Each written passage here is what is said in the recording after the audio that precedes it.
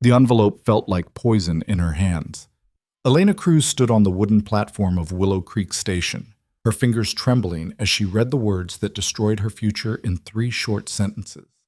Upon further consideration, your background makes you unsuitable for our family. The arrangement is canceled. Do not come. 24 years old, 2,000 miles from home, and every penny she owned had gone into the train ticket west. The man who'd promised marriage through careful letters over 6 months, who'd written about partnership and new beginnings, had taken one look at her Spanish surname and decided she wasn't worth keeping. Now here she was, stranded in Colorado territory with 17 cents, a battered trunk, and nowhere to go. But Elena Cruz wasn't the type to break easily. If you're watching this, stay until the end to see how a woman rejected and abandoned builds something that can't be taken away. And hit that like button and drop your city in the comments so I can see how far this story travels. The late afternoon sun cut across the platform like a blade, throwing long shadows from the few buildings that made up Willow Creek. Elena read the letter 3 more times, hoping the words would somehow rearrange themselves into something bearable. They didn't. She folded the paper carefully and tucked it back into her coat pocket. Her hands had stopped shaking. That was something. Around her, the station cleared out fast. A family with 4 loud children piled into a wagon. 2 ranch hands collected supplies and rode off without a backward glance. Within 10 minutes, Elena stood alone except for the station agent, a gray-haired man who kept glancing at her through the ticket window with increasing concern. She picked up her trunk, heavy with the things she'd thought she'd need for a new life, and carried it to the far end of the platform. Sitting on it, she took stock. 17 cents wouldn't buy a meal, let alone a ticket back to Philadelphia. The boarding house she'd passed on her way through town looked expensive. Everything west of the Mississippi looked expensive when you were broke. She'd left Philadelphia with such certainty. 6 months of letters from Thomas Garrett, a merchant in Willow Creek who'd advertised for a bride in the Philadelphia Gazette. His letters had been formal but kind, talking about the beauty of the mountains, the opportunities in Colorado territory, the need for educated women in a growing town. He'd asked about her teaching experience, her knowledge of bookkeeping, whether she could manage a household. Never once had he asked about her family or where her people came from. She'd answered honestly. Elena Maria Cruz, daughter of a Mexican mother and a Spanish father, both gone now. Raised by her aunt in Philadelphia. Worked as a teacher's assistant for 3 years until the school closed. Could read and write in 2 languages. Could manage accounts. Could work hard. Apparently none of that mattered as much as her name. The station agent emerged from his office, keys jangling. "Miss, we're closing up." Elena stood. "Is there a church in town? Somewhere that takes in—" She caught herself. Somewhere a person could stay temporarily? The man's face showed genuine regret. "Methodist Church is 2 streets over, but Reverend Dale's in Denver for the week. Won't be back till Sunday." 3 days. Elena nodded. "Thank you." She waited until he'd locked the station and driven off in his buggy before she let herself feel the full weight of it. 3 days was a lifetime when you had 17 cents and no shelter. The wind picked up, carrying the smell of pine and dust. Mountains rose in the distance, purple and vast and completely indifferent to her situation. Elena had never felt so small. She was trying to decide whether to walk into town or find somewhere to sleep rough when she heard it. A child's voice, high and clear. "Papa, there's a lady!" Elena turned. A little girl stood at the edge of the platform, maybe 6 years old, with tangled brown hair and a dress that had seen better days. Behind her, leading a tired-looking horse hitched to a supply wagon, came a man. He was tall, broad-shouldered, wearing work clothes that were clean but worn thin in places. His hat shadowed his face, but Elena caught a glimpse of dark hair, a strong jaw, eyes that looked exhausted. "Maggie, leave the lady alone," he said. His voice was quiet, rough-edged, but the little girl, Maggie, ignored him completely. She walked right up to Elena with the fearless curiosity of children who haven't learned that the world can hurt them. "Why are you sitting on a trunk?" Maggie asked. Elena managed to smile. "I'm deciding what to do next." "Are you waiting for someone?" "I was, but they're not coming." The man had reached them now. Up close, Elena could see he was younger than she'd first thought, maybe 30, though something in his face made him seem older, tired. There were lines around his eyes that spoke of too many hard days. "I apologize for my daughter," he said.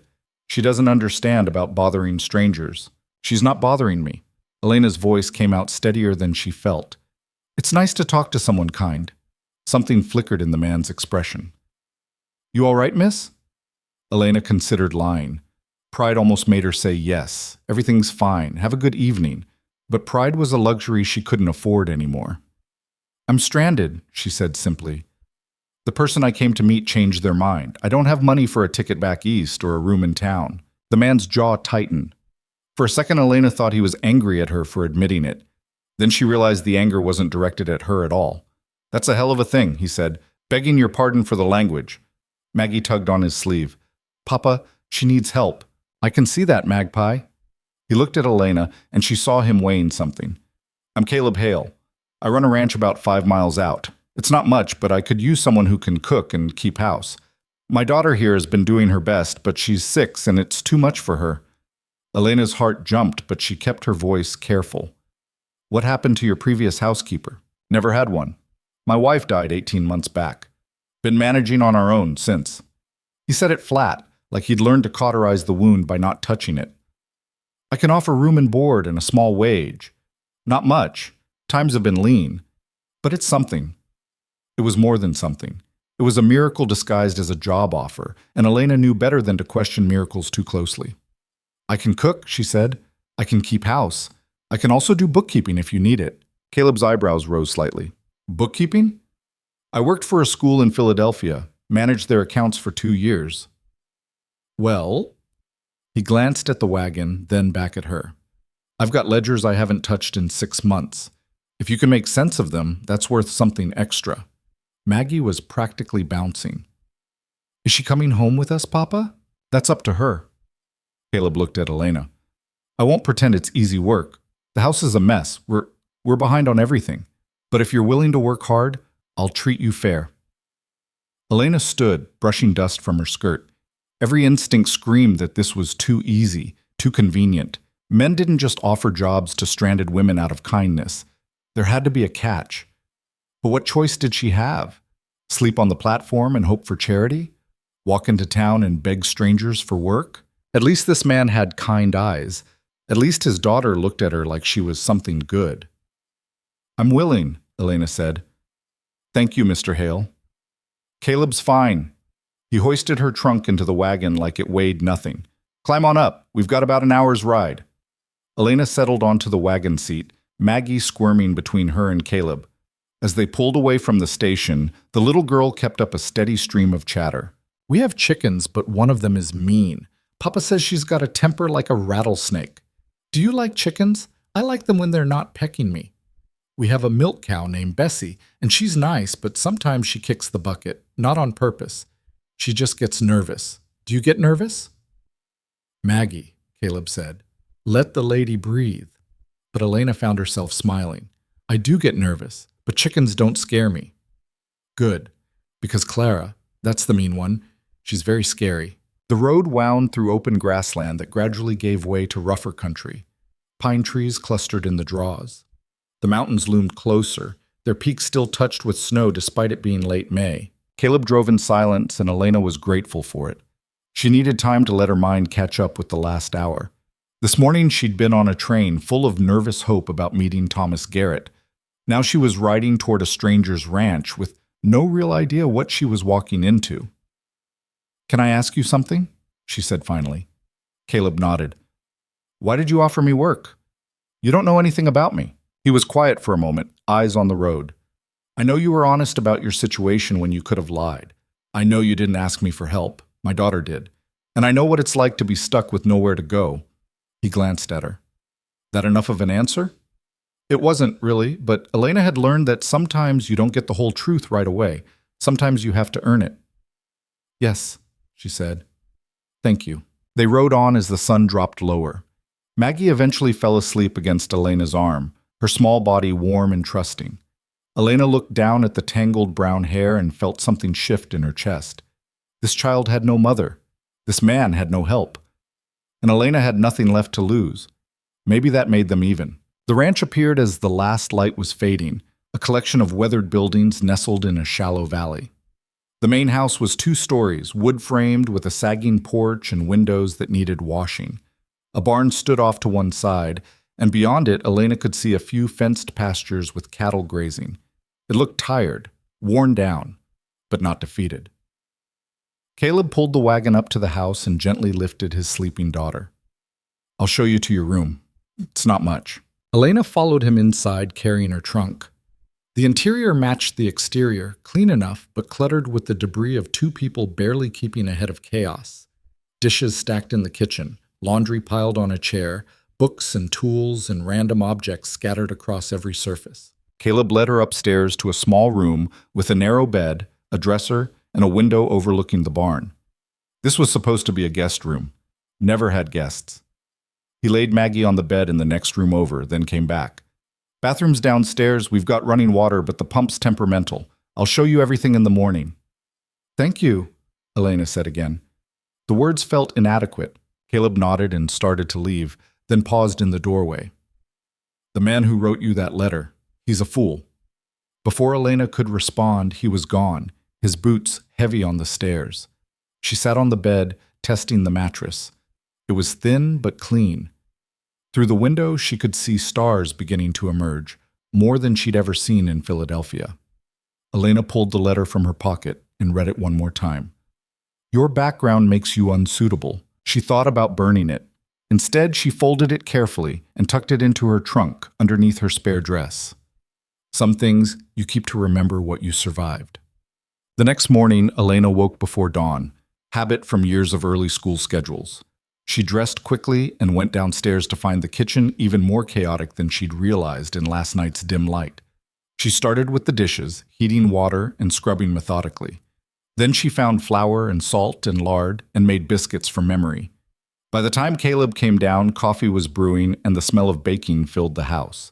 He stopped in the doorway, staring. "Morning," Elena said. "You didn't have to." "I did. You're paying me to keep house." She pulled the biscuits from the oven. "Sit. I'll make eggs if you tell me where you keep them."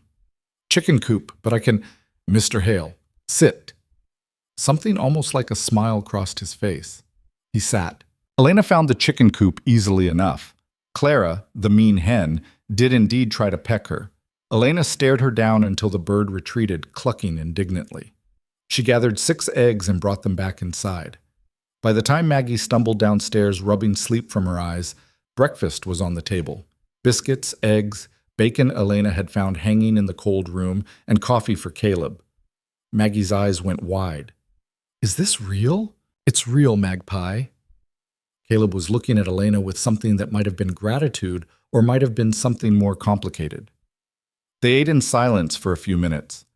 Elena noticed Caleb watching her, like he was trying to figure out a puzzle. Finally, he said, "You really worked for a school?" 3 years.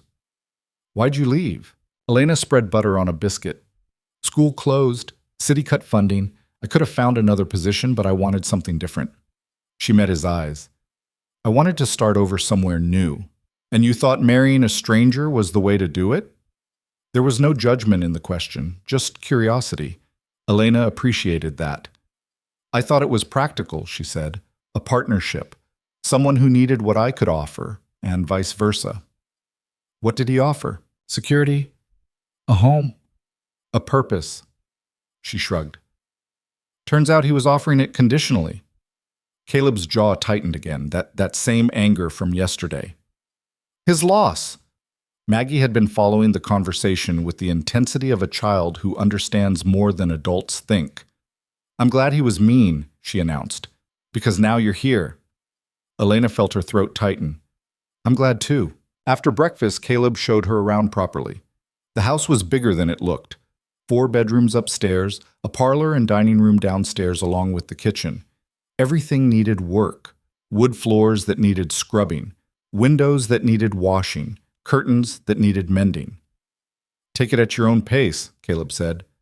"I don't expect miracles." But Elena had already started making a list in her head. First the kitchen, then the parlor, then deep clean the bedrooms one by one. She'd need supplies, soap, vinegar, beeswax for the furniture. "Do you go into town often?" she asked. "Once a week for supplies. Why?" I'll need some things. For cleaning. Caleb nodded. Make a list. We'll go Saturday. Over the next few days, Elena threw herself into the work. It felt good to have purpose again, to make tangible progress. The kitchen gleamed, the parlor went from cluttered to comfortable. Maggie followed her around like a devoted puppy, chattering constantly, but also helping in small ways, folding dish towels, organizing books, feeding the chickens. Do you have a mama? Maggie asked one afternoon as they hung laundry. Elena had been expecting this question. I did. She died when I was young. Mine too. Maggie clipped a sock to the line with intense concentration. I don't remember her much. Papa says that's okay, that she'd understand. But sometimes I think I do remember. Little bits, like she smelled like flowers and she sang songs. Those are good things to remember. Do you remember your mama? Elena thought about it. I remember she made the best tortillas and she laughed a lot, even when things were hard. I wish I remembered more. Maggie's small face was serious. Papa doesn't talk about her much. I think it makes him too sad. Elena glanced toward the barn where Caleb was working. Grief is hard. Everyone handles it differently. Are you sad? About the man who didn't want you? Leave it to a 6-year-old to cut straight to the bone. Elena considered her answer carefully. I was, she said, but now I think maybe he did me a favor. Because if he'd been kind, I would have stayed. And I wouldn't be here with you. Maggie beamed. That's what I think too. That evening, after Maggie was in bed, Elena finally tackled the ledgers Caleb had mentioned. She found them in his office, a small room off the parlor that was mostly used for storage. The books were a disaster, 6 months of scribbled notes and unreconciled accounts. She was deep in the numbers when Caleb appeared in the doorway. You don't have to do that tonight, he said. I want to understand how the ranch operates. Elena looked up. You're owed money, a lot of it. Why haven't you collected? Caleb leaned against the doorframe. Because most of the people who owe me are in the same position I'm in, barely scraping by. I send them bills and they'll pay when they can. And in the meantime, we make do. Elena turned back to the ledger, adding up figures. You've sold cattle to the Robertson Ranch 3 times this year. They've paid you half what they owe. Yeah, well, Jim Robertson's wife is sick. They've got medical bills. That's generous of you, but it's also why you can barely afford help. Elena closed the book. You need to collect at least some of what you're owed, otherwise you'll lose this place. Caleb's expression hardened. I'm not going to squeeze people who are struggling. I'm not asking you to squeeze them. I'm asking you to have a conversation. Set up payment plans. Make it clear that you need the money too. Elena stood, facing him. You can be kind and still protect yourself. They stared at each other. Elena wondered if she'd overstepped, if he'd tell her to mind her own business. Instead, Caleb said, You sound like my wife. She used to say the same thing. Was she right? Usually. He rubbed the back of his neck. All right, I'll talk to Robertson next time I see him. Elena nodded. Good. He turned to leave, then stopped. Elena? Thank you for all of it. The house, the cooking, the books. You're doing more than I expected. I'm doing what you're paying me for. No, Caleb said quietly. You're doing more than that. After he left, Elena sat in the quiet office, feeling the weight of his words. She'd been here less than a week. Already this place was starting to feel like something she couldn't quite name. Not home. Not yet. But maybe the beginning of one. Saturday came with clear skies and the promise of heat. Elena woke early and made breakfast, then helped Maggie get ready for town. The little girl was vibrating with excitement. Can we get peppermint sticks? If your father says yes, Elena said, braiding Maggie's hair. Caleb came downstairs looking cleaner than Elena had yet seen him. Fresh shirt, hat brushed, even his boots polished. He caught her looking and shrugged. Town's the only place I see people. Might as well look presentable. The ride to Willow Creek was pleasant. Maggie sat between them again, telling elaborate stories about the chickens and their secret plans to take over the ranch. Caleb listened with the patient expression of a man who'd heard 1,000 of his daughter's stories and would happily hear 1,000 more. Elena watched them, these 2 people who'd accidentally become part of her life, and felt something dangerous stirring in her chest. Careful, she told herself. Don't get attached. But it might already be too late for that. Willow Creek was busier on a Saturday. The main street bustled with ranchers and their families all doing their weekly shopping. Caleb pulled the wagon up in front of the general store. "I've got business at the feed store," he said. "You two handle the supplies?" Elena nodded. Caleb handed her money, more than she expected, and disappeared down the street. Inside the general store, Elena worked through her list while Maggie pressed her nose against the candy counter. The shopkeeper, a thin woman with suspicious eyes, kept glancing at Elena. "You're new," the woman said finally. "Yes, ma'am." "Working for Caleb Hale?" "That's right." The woman's expression tightened. "Housekeeper?" Elena heard the judgment in the question. She met the woman's eyes steadily. "Yes. Housekeeper, cook, and bookkeeper." The woman wrapped Elena's purchases with unnecessary force. "Caleb's been alone a long time. People talk." "People always talk," Elena said calmly. "That's not my concern." She paid and left, Maggie trailing behind with a peppermint stick. Outside, they nearly ran into a well-dressed man coming up the steps.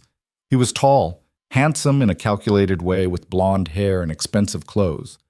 His eyes swept over Elena with obvious interest. "Well," he said, "you must be the young woman who was waiting at the station last week." Elena's stomach dropped. She knew who this was before he said another word. "Thomas Garrett," he continued, tipping his hat. "I believe you were expecting me." Maggie had gone very still beside her. Elena kept her voice level. "I was, until I got your letter." Garrett had the grace to look uncomfortable. "Yes, about that. I hope you understand it wasn't personal." "It was extremely personal, Mr. Garrett. I have a position to maintain in this town, a reputation, certain expectations. I understand perfectly." Elena stepped around him. "If you'll excuse me." He caught her arm, not roughly, but firmly enough to stop her. "Wait, I've been thinking, perhaps I was hasty. If you're still looking for a position, I could use someone with your skills. Not as a wife, of course, but perhaps as a companion for my mother. She's elderly and needs help." Elena looked at his hand on her arm, then at his face. "No, thank you. The pay would be generous." "I said no. Be reasonable. What else are you going to do? Caleb Hale can barely afford to keep his ranch running, let alone pay a decent wage." "Papa pays her fine." Both adults looked down. Maggie was glaring at Garrett with pure fury, her small hands clenched into fists. "And she's ours," Maggie continued. "You can't have her. You already said you didn't want her." Garrett released Elena's arm, looking embarrassed. "I didn't mean—" "Come on, Maggie." Elena took the little girl's hand. "We're done here." They walked away, leaving Thomas Garrett standing on the steps of the general store, looking like a man who'd just lost something he didn't know he wanted. Elena's heart was pounding. She found a bench near the wagon and sat down, pulling Maggie close. "I'm sorry you had to see that." Maggie leaned against her. "He's a bad man." "No, he's just a man who makes choices I don't agree with." "But he hurt you." Elena smoothed Maggie's hair. "He tried. But you know what? He didn't succeed. I'm fine. Better than fine." They sat together in the sunshine until Caleb appeared, carrying a sack of feed. He took one look at Elena's face and his expression darkened. "What happened?" Elena told him, leaving out nothing. When she finished, Caleb set down the feed with deliberate care.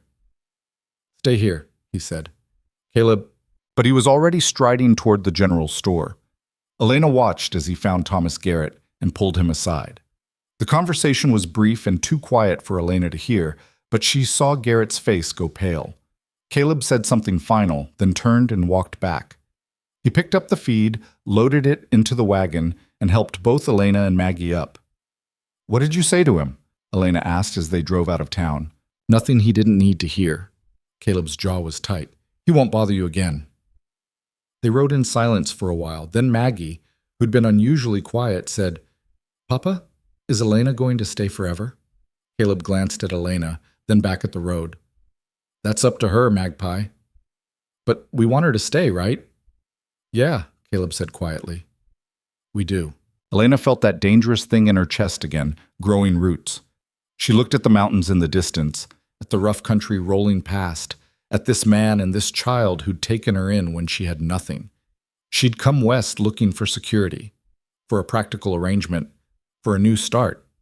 Maybe she'd found all three, just not in the way she'd expected. "I'm not going anywhere," she heard herself say. Maggie cheered.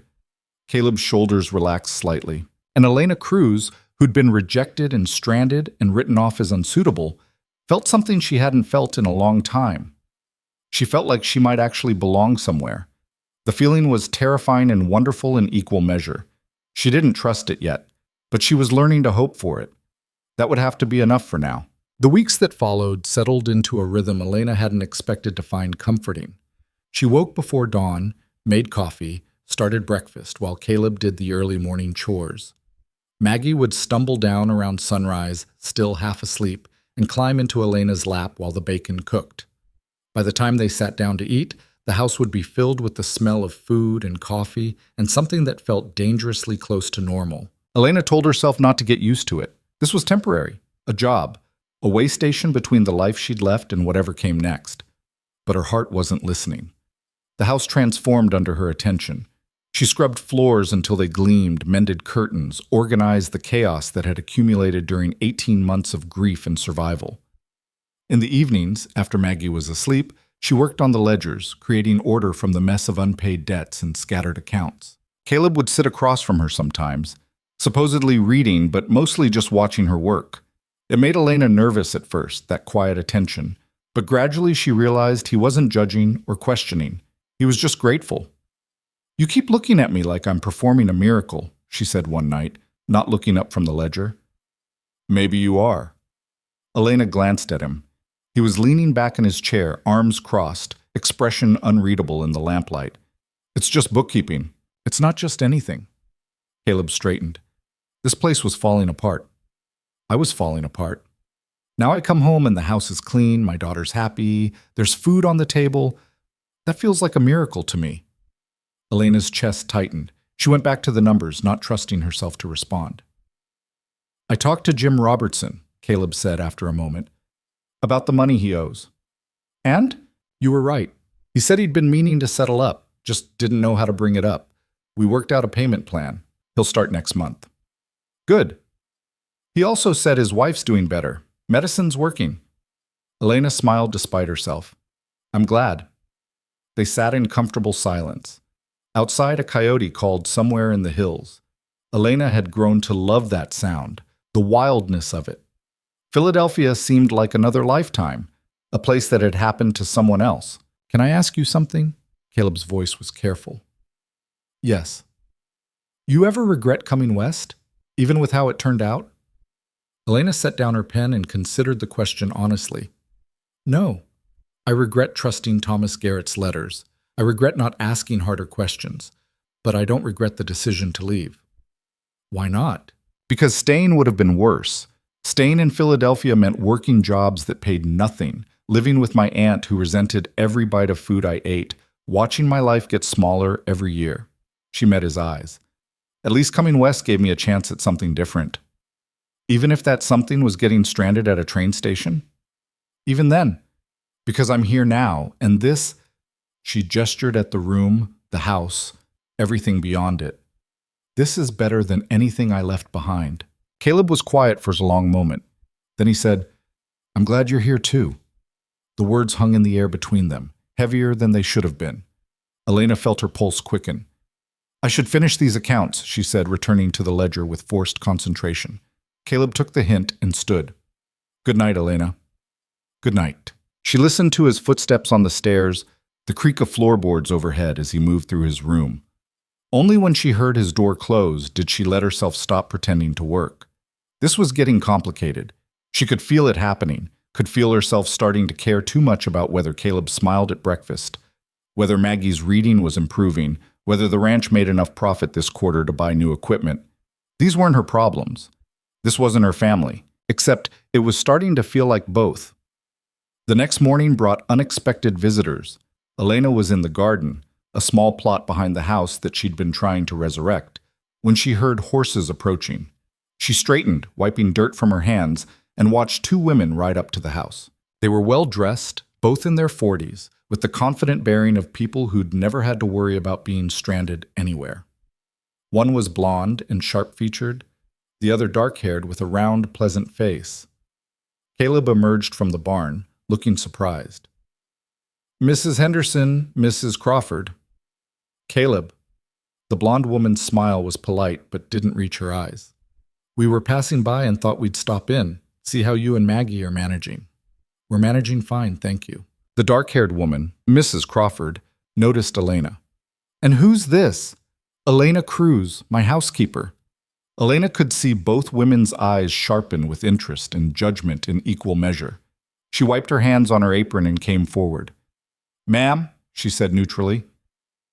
How long have you been working here? Mrs. Henderson asked. 3 weeks. And where are you from? Philadelphia. The women exchanged a glance that Elena couldn't quite read. Mrs. Crawford's expression remained pleasant, but Mrs. Henderson's had taken on a calculating quality. How nice that Caleb found help, Mrs. Henderson said. It must be such a relief to have someone keeping house. A man and a young girl, living alone. People do talk, you know. Caleb's jaw tightened. Let them talk. I'm simply saying that appearances matter. Perhaps if Miss Cruz had family in the area, or if there were other staff. I don't need other staff. And Elena's business is her own. Mrs. Crawford laid a gentle hand on her friend's arm. We didn't come to pry, Caleb. We wanted to invite Maggie to Mary's birthday party next week. All the children will be there. Caleb visibly relaxed. Maggie would like that, thank you. Wonderful. Saturday afternoon. Mrs. Crawford smiled at Elena. You're welcome to come as well, Miss Cruz. We'd love to get to know you better. Mrs. Henderson's expression suggested she'd love nothing of the sort, but she said nothing. After the women left, Caleb stood staring at the road with the look of someone who'd just fought a battle he hadn't wanted. Don't mind them, he said finally, especially Virginia Henderson. She's always got opinions about how other people should live. She thinks I'm improper. She thinks everyone's improper. Last year, she tried to get the school teacher fired for wearing trousers on a trail ride. Caleb shook his head. You haven't done anything wrong. I'm a single woman living in a house with a single man. In some circles, that's everything wrong. We're not doing anything improper. I know that. You know that. But Mrs. Henderson has a point about appearances. Caleb turned to face her fully. You want to leave? No. The word came out too fast, too honest. Elena forced herself to slow down. I'm just saying I understand the situation is complicated. Life's always complicated. That doesn't mean you run from it. He held her gaze. I told you when you got here. I treat people fair. That includes defending you when busybodies come around asking questions. Elena felt something warm unfold in her chest. Thank you. Don't thank me for basic decency. He started toward the barn, then paused. You going to that party Saturday? Should I? Up to you. But Maggie would probably like having you there. That settled it. Elena would go, Mrs. Henderson's disapproval notwithstanding. Saturday arrived with clouds building over the mountains, promising rain. Elena dressed carefully in her best dress, dark blue cotton, nothing fancy, but clean and well-fitted. She braided her hair and pinned it up, studying herself in the small mirror. She looked different than she had 3 weeks ago. Her skin had color from working outdoors. Her hands were rougher, but her eyes looked clearer, more settled. Downstairs, Maggie was vibrating with excitement in her Sunday dress. Caleb had made an effort too. Clean shirt, brush jacket, even his hair combed back. You look nice, Elena said, without thinking. Caleb's ears went slightly red. You too. The Crawford Ranch was bigger than Caleb's, with a large main house and several outbuildings. Wagons and horses filled the yard. Children ran everywhere, shrieking with joy. Long tables groaned with food. Maggie took off running the moment they arrived, joining a group of girls her age. Elena and Caleb stood awkwardly near the wagon. We could leave, Caleb offered. Come back for her later. Or we could be adults and socialize. I was afraid you'd say that. Mrs. Crawford spotted them and came over, genuinely welcoming. She introduced Elena to what felt like half of Willow Creek, ranchers and their wives, shopkeepers, the doctor, the school teacher. Most were friendly enough, though Elena caught plenty of curious glances and whispered conversations. Mrs. Henderson held court near the punch bowl, surrounded by a group of women who kept shooting looks in Elena's direction. Elena ignored them and focused on the people who were actually kind. The school teacher, Miss Alice Porter, was particularly pleasant. She was young, maybe 25, with intelligent eyes and a warm smile. I heard you worked for a school in Philadelphia, Alice said. For 3 years. I wasn't a teacher, just assisted with administration and accounts. Still, that's valuable experience. We're always desperate for educated people out here. Alice lowered her voice. And between you and me, some of these ranchers' children could use more schooling. Half can barely read. They talked about books and education until Caleb appeared at Elena's elbow with 2 cups of punch. You look thirsty, he said, handing her one. Thank you. Alice glanced between them with barely concealed amusement. I should check on my students. Lovely to meet you, Elena. After she left, Caleb said, You're good at this. At what? Talking to people. Making them like you. Is that what I'm doing? You made Alice Porter laugh 3 times in 5 minutes. That's practically a miracle. She's usually serious as a judge. Elena sipped her punch. Maybe she just needed someone to talk to about something other than ranch business. They stood together, watching the party. Children played games. Adults clustered in conversation groups. It was the kind of community gathering Elena had imagined when she'd thought about coming west. People who knew each other, who'd built something together in hard country. You miss it? Caleb asked. City life? Sometimes. I miss libraries, theaters, shops with more than one of everything. She paused. But I don't miss feeling invisible. In Philadelphia, I was just another poor relation, another mouth to feed. Here you matter. Elena looked at him. He was watching her with that quiet intensity that made her pulse race. Yes, she said softly. Here I matter. The moment stretched, fragile and full of possibility. Then Maggie came tearing over, breathless and happy. Papa, Elena, come see. We're playing hide and seek, and I found the best hiding spot. The spell broke. Caleb ruffled his daughter's hair. Show me. Elena followed them, grateful for the interruption and disappointed by it in equal measure. The party continued until late afternoon, when the threatened rain finally arrived. Families scattered, loading into wagons and calling goodbyes. Caleb went to collect Maggie, while Elena helped Mrs. Crawford carry leftover food inside. Thank you for inviting us, Elena said. Of course. You're part of the community now? Mrs. Crawford hesitated. I hope Virginia didn't make you uncomfortable earlier. She means well. She just has strong opinions. Exactly. Mrs. Crawford smiled. For what it's worth, I think Caleb's lucky to have found you. That ranch was going under. He was drowning and too stubborn to ask for help. He's still stubborn. That's a Hale family trait. His wife was the same way. Mrs. Crawford's expression turned thoughtful. Sarah was my friend. She would have liked you, I think. She would have liked knowing Maggie had someone looking after her properly. The words hit Elena harder than expected. Thank you for saying that. I mean it. And don't let the gossips bother you. Small towns always find something to talk about. Next month it'll be someone else's business under scrutiny. On the ride home, with rain drumming on the wagon roof and Maggie asleep between them, Caleb said, You did good today. I stood around and talked. Not exactly heroic. You made connections. People liked you. That matters more than you think. He glanced at her. Mrs. Crawford told me what she said. About Sarah. Elena's breath caught. I hope that was all right. It was fine. She was right. Sarah would have liked you. His voice was quiet, careful. I think she would have been relieved knowing Maggie has you. Caleb, I'm not trying to make it weird. I just wanted you to know. They rode in silence after that, but it wasn't uncomfortable. Outside, lightning flickered over the mountains. The storm was getting worse. By the time they reached the ranch, rain was coming down in sheets. Caleb pulled the wagon as close to the house as he could, and they made a run for it, Caleb carrying Maggie while Elena grabbed what supplies she could. Inside, they stood dripping on the kitchen floor. Caleb laid Maggie on the couch in the parlor, covering her with a blanket. She didn't even stir. I'll make coffee, Elena said, moving toward the stove. Forget coffee. You're soaked.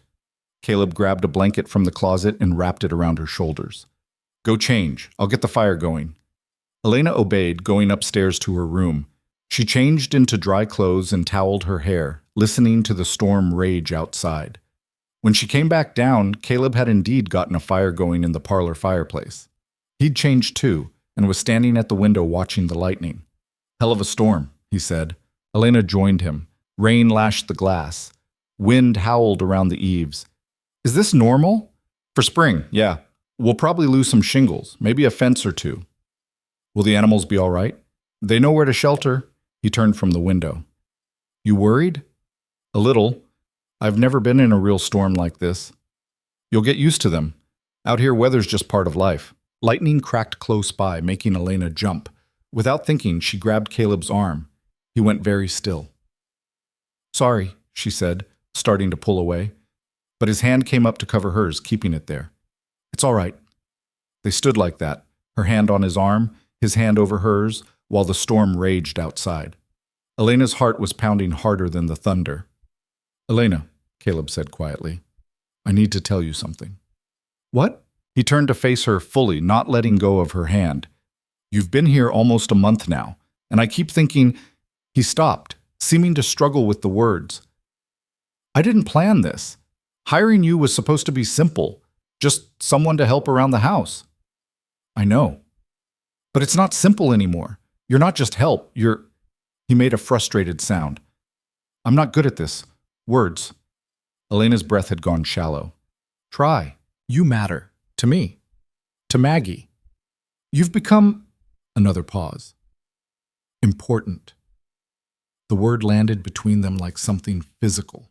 Important. Not just useful or convenient or helpful. Important. "Caleb, I know it's only been a month. I know you came here planning to work, not to—" He gestured helplessly. "Whatever this is, but I need you to know that if you stay, it's not just because I need a housekeeper. It's because I want you here." Elena's throat was tight. "Want me here how?" "However you'll have me." The honesty of it, the raw vulnerability in his voice nearly undid her. This man who'd lost his wife, who'd been barely surviving, who'd given Elena a chance when she had nothing, he was standing here telling her she mattered. "I'm afraid," she admitted, "of wanting this too much, of it being temporary." "What if it's not temporary?" "How can you know that? We barely know each other." Caleb's hand tightened on hers. "I know you get up before dawn every day, even though you don't have to. I know you're patient with my daughter, even when she's being difficult. I know you reorganized my entire disaster of an office and didn't complain once. I know you defend yourself to nosy neighbors without losing your temper. I know you're brave and smart, and you work harder than anyone I've ever met." He paused. "Maybe that's not everything, but it's enough." Elena felt tears prick her eyes. "Thomas Garrett knew me for 6 months through letters and decided I wasn't enough." "You've known me 4 weeks. Thomas Garrett's an idiot who judged you on your name instead of your character. I'm not him." Caleb's voice was fierce. "And you are enough. More than enough." Outside, the storm was starting to ease. Inside, Elena felt like she was standing on the edge of something that would change everything. "What are you asking me?" she whispered. "I'm asking if you could see yourself staying, not as hired help, as—" He took a breath.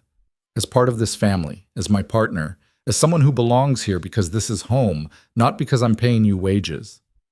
"That's a lot to ask after 4 weeks."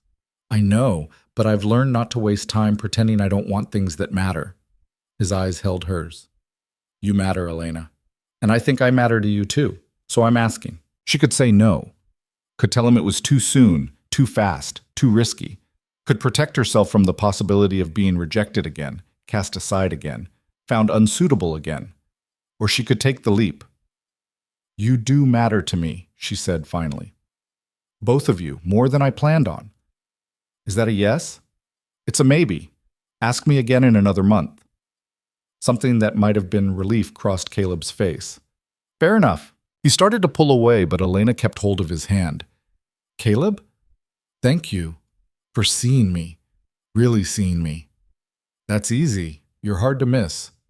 They stood there while the fire crackled and the last of the rain pattered against the windows. Eventually, Caleb said, "I should check the barn, make sure nothing's flooding." "Want help?" "Nah, stay warm. I'll be back in a few minutes." After he left, Elena sank into the chair by the fire. Her hands were shaking slightly. She looked at Maggie, still sleeping peacefully on the couch, unaware that the adults in her life were figuring out something complicated and terrifying and wonderful. What was she doing? A month ago, she'd been stranded at a train station with 17 cents. Now she was considering what? Staying permanently? Becoming part of a family? But even as doubt circled, something deeper pushed back. She thought about the past 4 weeks, waking up with purpose, watching Maggie learn to read, working alongside Caleb to make the ranch function, the satisfaction of seeing chaos transform into order, of knowing her work mattered. She thought about Thomas Garrett's letter, crumpled in her trunk upstairs. Your background makes you unsuitable. Caleb had never asked about her background. He'd asked about her skills, her honesty, her willingness to work. And when she'd proven herself, he'd seen her value. Maybe that was what mattered. Not where you came from, but what you built once you got there. The door opened and Caleb came back in, wet again, but grinning. Good news. Nothing's broken. We might even get away without losing shingles. That is good news. He hung his coat and came to warm himself by the fire. For a while they just sat together, listening to the storm fade and the fire pop. Elena? Caleb's voice was soft, almost hesitant. Yeah? I meant what I said, about wanting you here. But I don't want you to feel pressured. If you need time to figure things out, that's fine. If you decide this isn't what you want, I'll understand. You'd let me leave? I'd never keep you somewhere you didn't want to be. He looked at her. But I hope you want to be here. Elena met his gaze. So do I.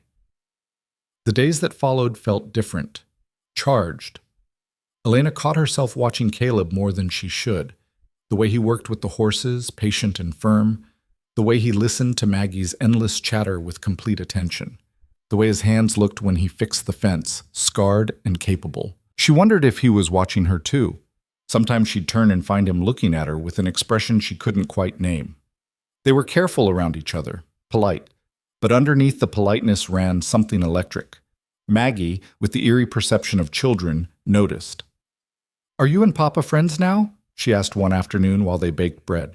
We've always been friends. Different friends, like you smile more when he's around, and he doesn't look so sad all the time.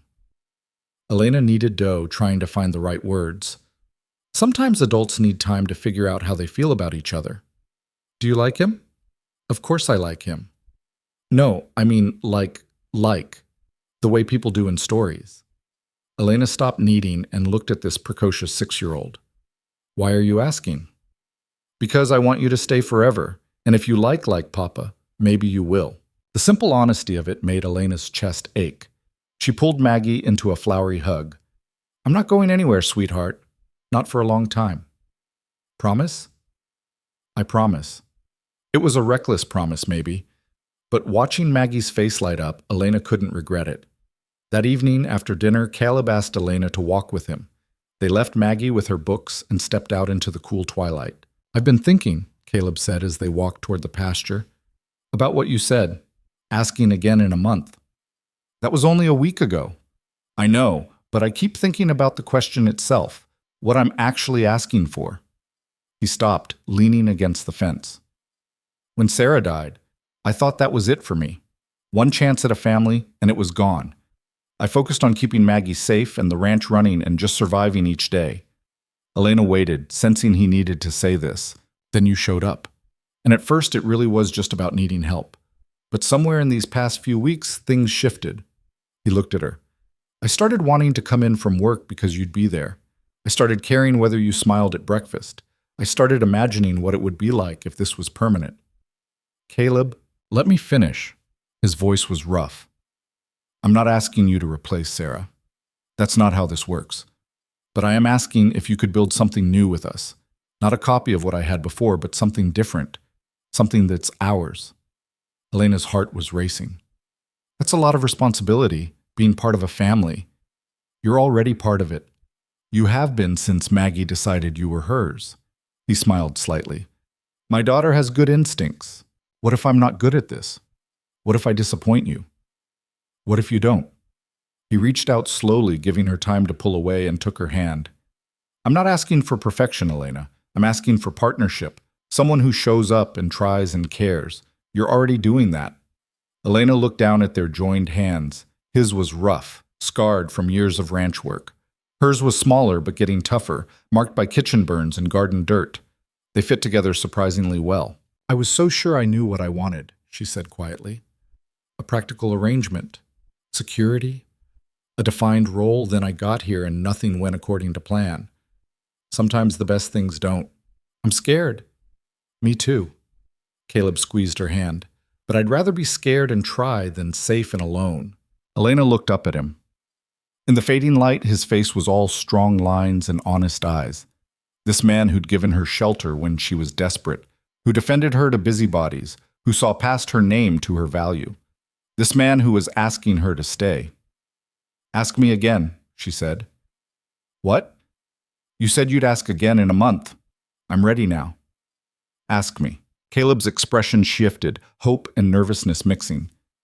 Elena Cruz, will you stay? Not as hired help, but as family, as my partner, as someone who belongs here. The words hung in the cooling air. Elena felt the weight of the choice, the enormousness of what he was offering.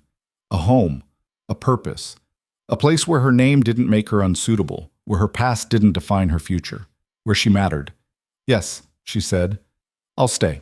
Caleb's smile started slow and spread until it transformed his whole face. He looked younger suddenly, lighter. Yeah? Yeah. He pulled her into a hug, strong and warm and real. Elena let herself lean into it, let herself believe this was actually happening. Thank you, Caleb murmured against her hair. For what?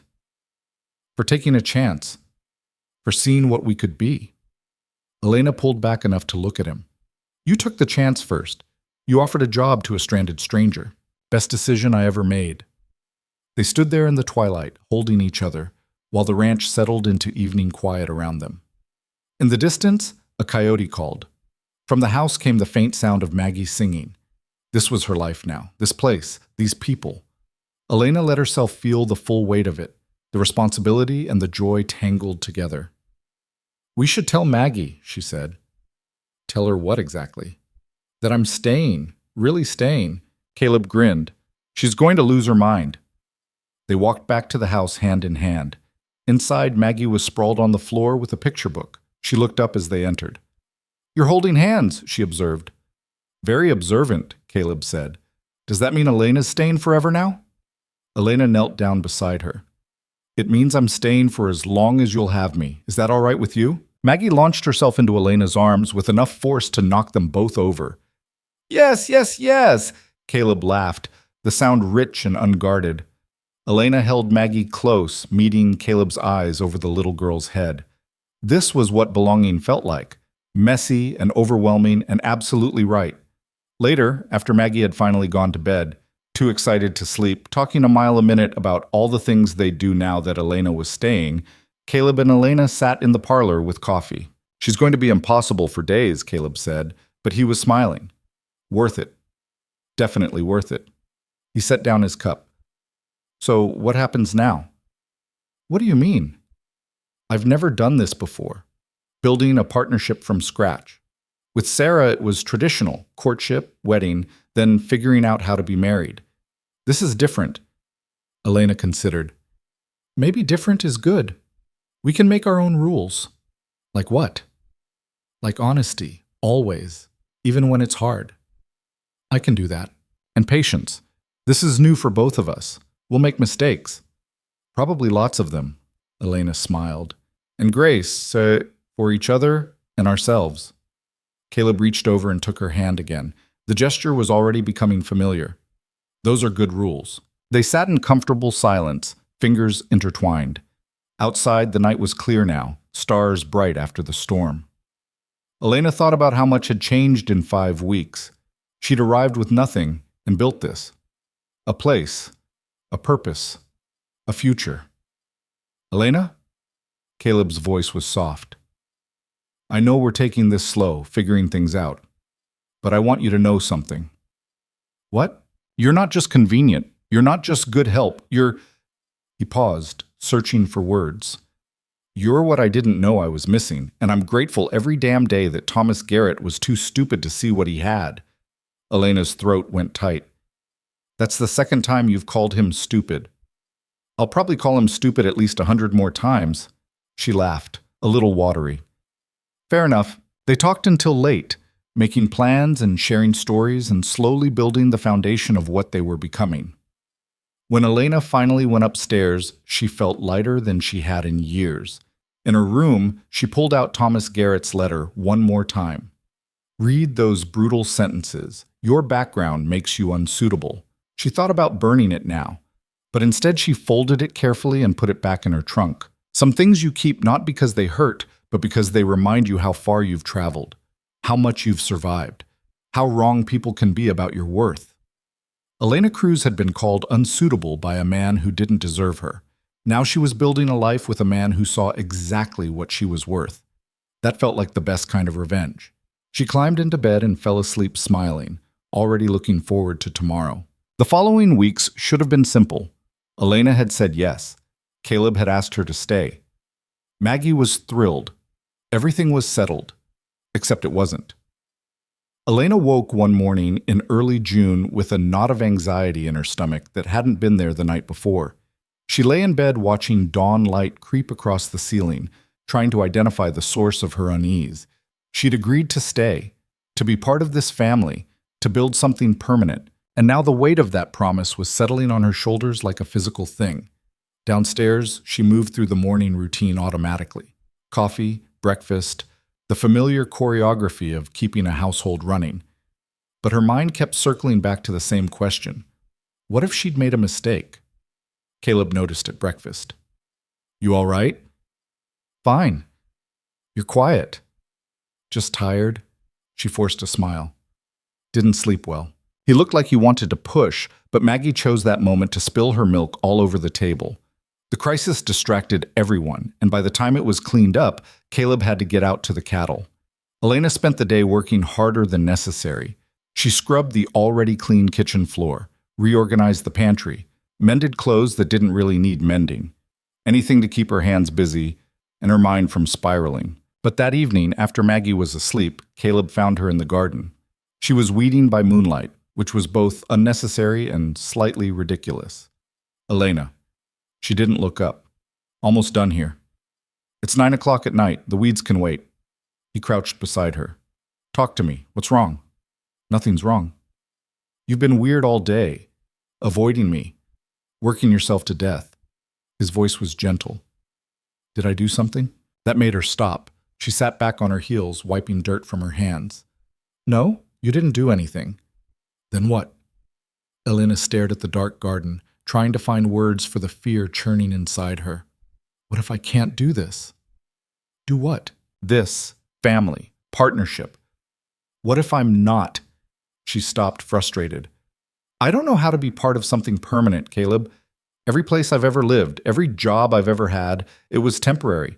I was always ready to leave. That's how I survived. You're not surviving anymore. You're living. What if I don't know the difference? Caleb was quiet for a moment. Then he said, Can I tell you something? I'm scared too.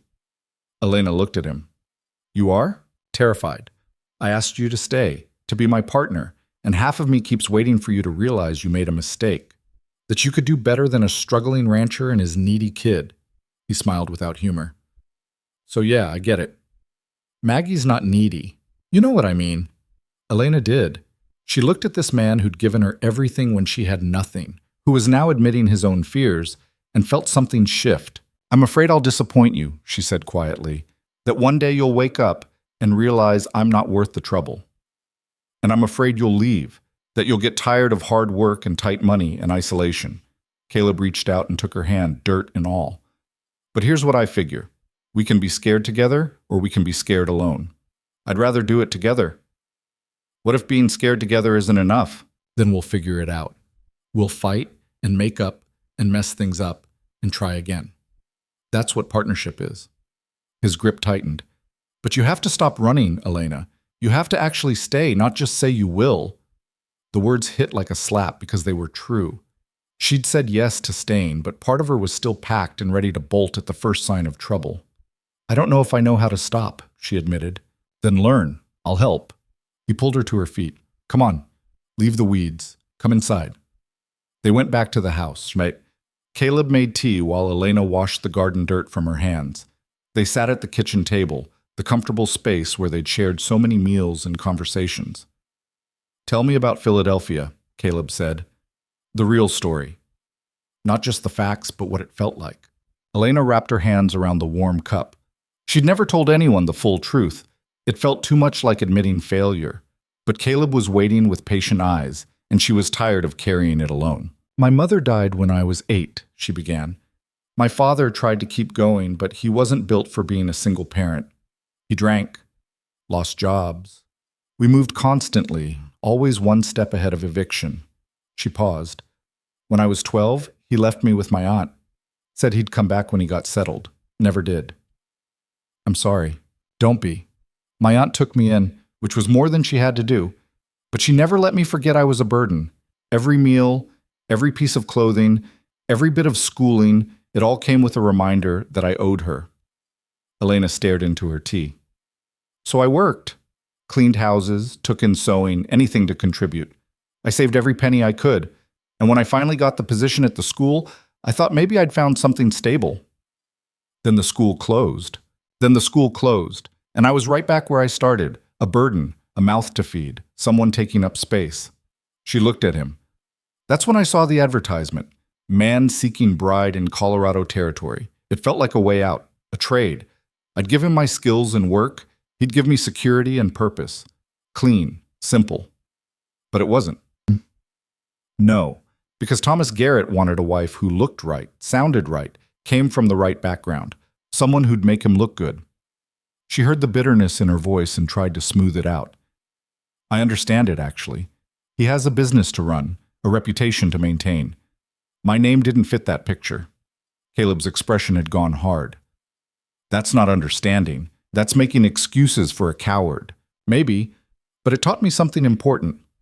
I couldn't trust promises, couldn't believe in permanence. The only person I could rely on was myself.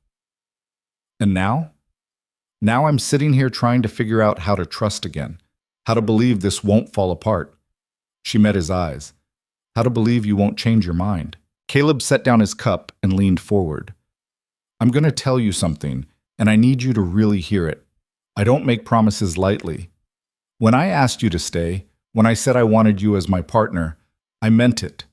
Not because you're convenient or because I need help, but because I've watched you for weeks now and I see who you are." He held her gaze. "You're strong.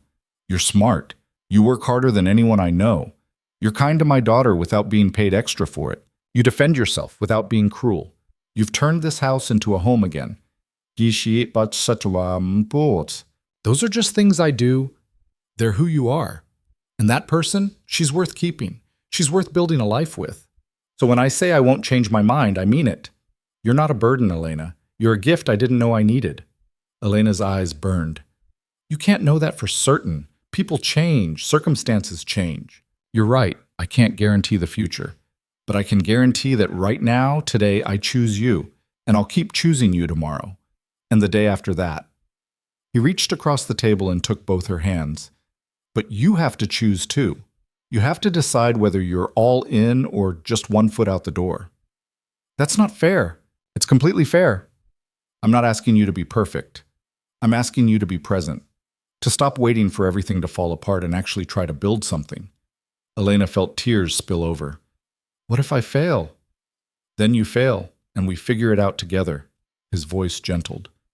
"Elena, you've spent your whole life being ready to run. I'm asking you to stay put, to get messy and make mistakes and trust that I won't throw you out when things get hard." "How do you know you won't?" "Because I've already been through hard. I lost my wife. I nearly lost this ranch. I know what real disaster looks like, and you're not it." He squeezed her hands. "You're the opposite. You're what makes the hard times bearable." Elena sat there, crying quietly, while Caleb held her hands across the kitchen table. She felt split open, raw, terrified, and also, maybe, ready to try. "I don't know if I'm brave enough," she whispered. "You came west with 17 cents and no guarantee. You survived getting rejected and stranded. You built a life from nothing in 5 weeks." Caleb's smile was soft. "You're plenty brave. You just have to point that bravery in a new direction." Toward what? Toward staying, toward us. Elena took a shaky breath. Okay. Okay? I'll try, really try. Not just say I will, but actually do it. She wiped her eyes. But I need you to be patient with me, because I'm going to be bad at this. We'll both be bad at it. That's part of the deal. He stood and pulled her to her feet, then into a hug. We'll figure it out as we go. Elena let herself lean into him, feeling the solid warmth of his body, the steady beat of his heart. This was real.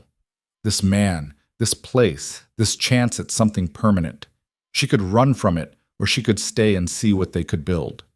For the first time in her life, she chose to stay. The next morning, Elena woke with a sense of clarity she hadn't felt before. The anxiety was still there.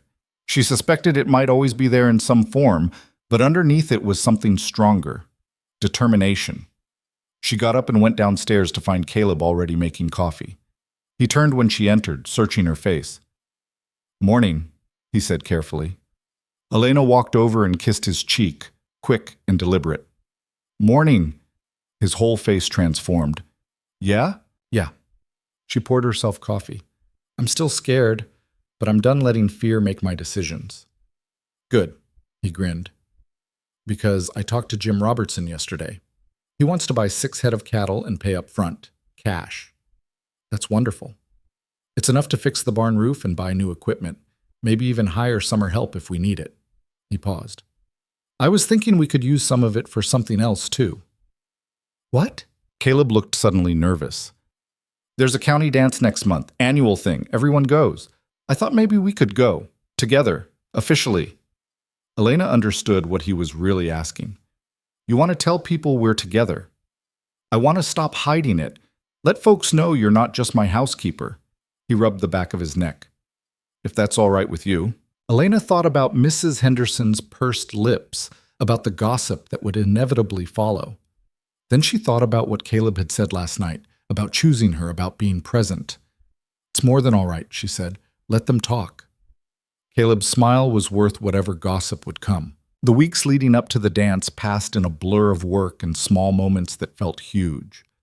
Caleb started touching her casually, a hand on her back as he passed, fingers brushing hers when he handed her something. Elena found herself doing the same, reaching for connection without thinking about it. Maggie noticed, of course. "You and Papa are always touching now." Elena looked up from the bread dough she was kneading. "Does that bother you?" "No, it's nice. It means you're happy." Maggie tilted her head. "Are you going to get married?" "That's a big question for a Tuesday afternoon." "But are you?" Elena considered how to answer. "Your Papa and I are building something together. What shape it takes, we'll figure out as we go." "That's a grown-up way of saying maybe." "You're too smart for your own good." Maggie grinned, pleased with herself. That evening, Elena mentioned the conversation to Caleb. They were sitting on the porch, watching the sunset over the mountains. It had become their routine, after Maggie went to bed, stealing half an hour of quiet together. She asked about marriage, Elena said. Caleb's hand tightened on hers. "What did you say?" "That we're figuring things out." Elena glanced at him. "Was that wrong?" "No, it was honest." He was quiet for a moment. "Does the idea scare you? Marriage?" "A little. My only experience with it was watching my parents, and that wasn't exactly inspirational." "Sarah and I—" Caleb paused, choosing words carefully. "We were good together. But it wasn't perfect. We fought about money and work and stupid things. We had to learn how to be partners. It took time." "Do you miss her?" "Every day, but not in the way I used to." He looked at Elena. "At first it was this gaping hole, like part of me was missing. Now it's more like a scar. Still there, still tender sometimes, but healed enough that I can move forward." "Does it feel like betrayal? Moving forward with me?" "No. Sarah would have kicked my ass for moping around for 18 months. She would have wanted Maggie to have a mother figure. She would have wanted me to be happy." He squeezed Elena's hand. "And I think she would have liked you. You're both stubborn as hell." Elena laughed. "That's romantic. I'm being serious. You both have this core of strength, this refusal to give up. When Sarah got sick, she fought right until the end. Never complained, never asked why. Just kept fighting." His voice roughened. "You're like that too. Life knocked you down and you got right back up. I didn't have much choice. Everyone has a choice. You chose to keep going. That takes strength. They sat in comfortable silence, hands linked, while the sky turned from gold to purple to deep blue. Elena thought about marriage, about permanence, about what it would mean to fully commit to this life. Ask me again in a few months, she said finally. Caleb looked at her. Ask you what? About marriage. After the dance. After we've been public. After you've had more time to be sure. I'm already sure. Then humor me. Let me catch up to where you are. He brought her hand to his lips and kissed her knuckles. Fair enough. The night of the county dance arrived with unseasonably cool weather and clear skies. Elena dressed in her best outfit, a dark green dress she'd brought from Philadelphia, one of the few nice things she owned. She pinned her hair up, put on the small silver earrings that had been her mother's, and studied herself in the mirror. She looked different than she had 2 months ago. Her skin was darker from outdoor work. Her hands were rougher, but her eyes were steadier, more settled. Downstairs, Caleb was helping Maggie with her shoes. He looked up when Elena appeared and went completely still. You look beautiful, he said. Elena felt heat rise in her cheeks. Thank you. You clean up pretty well yourself. He was wearing a pressed shirt and vest, his hair combed back, boots polished. He looked like a man ready to make a statement. The dance was held in the town hall, a large wooden building that had been decorated with bunting and lanterns. Music spilled out into the street. Half the county seemed to be there, crowding in with noise and laughter. Elena felt her stomach clench as they approached. This was it. The moment they stopped pretending this was just an employer-employee arrangement, Caleb must have sensed her hesitation because he took her hand firmly. Together, he said. Together, Elena agreed. They walked in holding hands, Maggie skipping ahead. Conversations paused, heads turned. Elena felt the weight of dozens of eyes assessing, judging, gossiping. Then Mrs. Crawford appeared, smiling warmly. Caleb, Elena, I'm so glad you made it. Her loud greeting broke the awkward silence. People went back to their conversations, though Elena caught plenty of sidelong glances. Ignore them, Mrs. Crawford said quietly. They'll have something new to talk about by next week. Thank you, Elena murmured. The evening progressed in a blur. There was food, tables groaning with dishes brought by every family, music, a local band playing fiddle and guitar, dancing, couples spinning across the floor while children ran wild around the edges. Elena danced with Caleb, feeling self-conscious at first, but gradually relaxing into it. He was a decent dancer, better than she'd expected. They moved together easily, finding a rhythm. Not so bad, right? He said. The dancing or the public declaration? Both. Ask me later when I haven't had wine. He laughed and spun her out and back in. Elena caught Maggie watching them with pure joy on her face and felt something warm bloom in her chest. Midway through the evening, Thomas Garrett appeared. Elena saw him across the room talking to a group of merchants. He spotted her and Caleb, and something flickered across his face. Surprise, maybe, or regret. Want to leave? Caleb asked quietly. Elena looked at Thomas Garrett, this man who'd rejected her, who'd called her unsuitable. Then she looked at Caleb, who'd given her everything without asking where she came from or what her name meant. No, she said, I want to dance. They danced 3 more songs, and when Thomas Garrett approached during a break, Elena faced him with her head high. Miss Cruz, he said. You're looking well? Thank you. I heard you're working for Caleb. I am. Garrett's eyes flicked to Caleb, then back. I wanted to apologize for how I handled things. It was cowardly, Caleb supplied. Garrett flushed. Poorly done. I should have been honest from the start about my reservations. Your reservations about my heritage? Elena said calmly. Let's be clear about what you're apologizing for. Yes, that. Garrett looked genuinely uncomfortable. I let other people's opinions matter more than my own judgment. It was wrong. Elena studied him. He seemed sincere, but sincerity didn't undo the damage. Thank you for the apology, but I'm exactly where I'm supposed to be, so I'm not sure it matters anymore. Still, I wanted you to know. He tipped his hat. Enjoy the evening. After he left, Caleb said, You handled that well. I meant what I said. I am where I'm supposed to be. Elena looked up at him. Strange how things work out. Not strange, just right. They danced until late, until Maggie was asleep on Elena's shoulder and the crowd had thinned. Riding home under a sky full of stars, Elena felt something she hadn't felt in years. Peace. Not the absence of fear or doubt, but something deeper. The sense that she was exactly where she belonged, doing exactly what she was meant to do. Caleb carried Maggie inside while Elena put away the wagon. When she came in, he was waiting in the kitchen. Thank you, he said, for tonight, for being brave. Thank you for making it worth being brave for. He crossed the room and cupped her face in his hands. I'm going to ask you something, and you can say no. But I need to ask. Elena's heart hammered. What? Can I kiss you? She'd been wondering when he'd ask, when they'd cross this line. The answer came easily. Yes. He kissed her softly, carefully, like she was something precious. Elena let herself fall into it, into him, into this moment that felt like a promise. When they broke apart, Caleb rested his forehead against hers. I love you, he said quietly. I know it's fast. I know you might not be there yet, but I needed you to know. Elena's breath caught. 3 words that changed everything. She stopped, fear rising. What if she said it back and jinxed everything? What if admitting how much she cared made it all fall apart? Caleb kissed her forehead.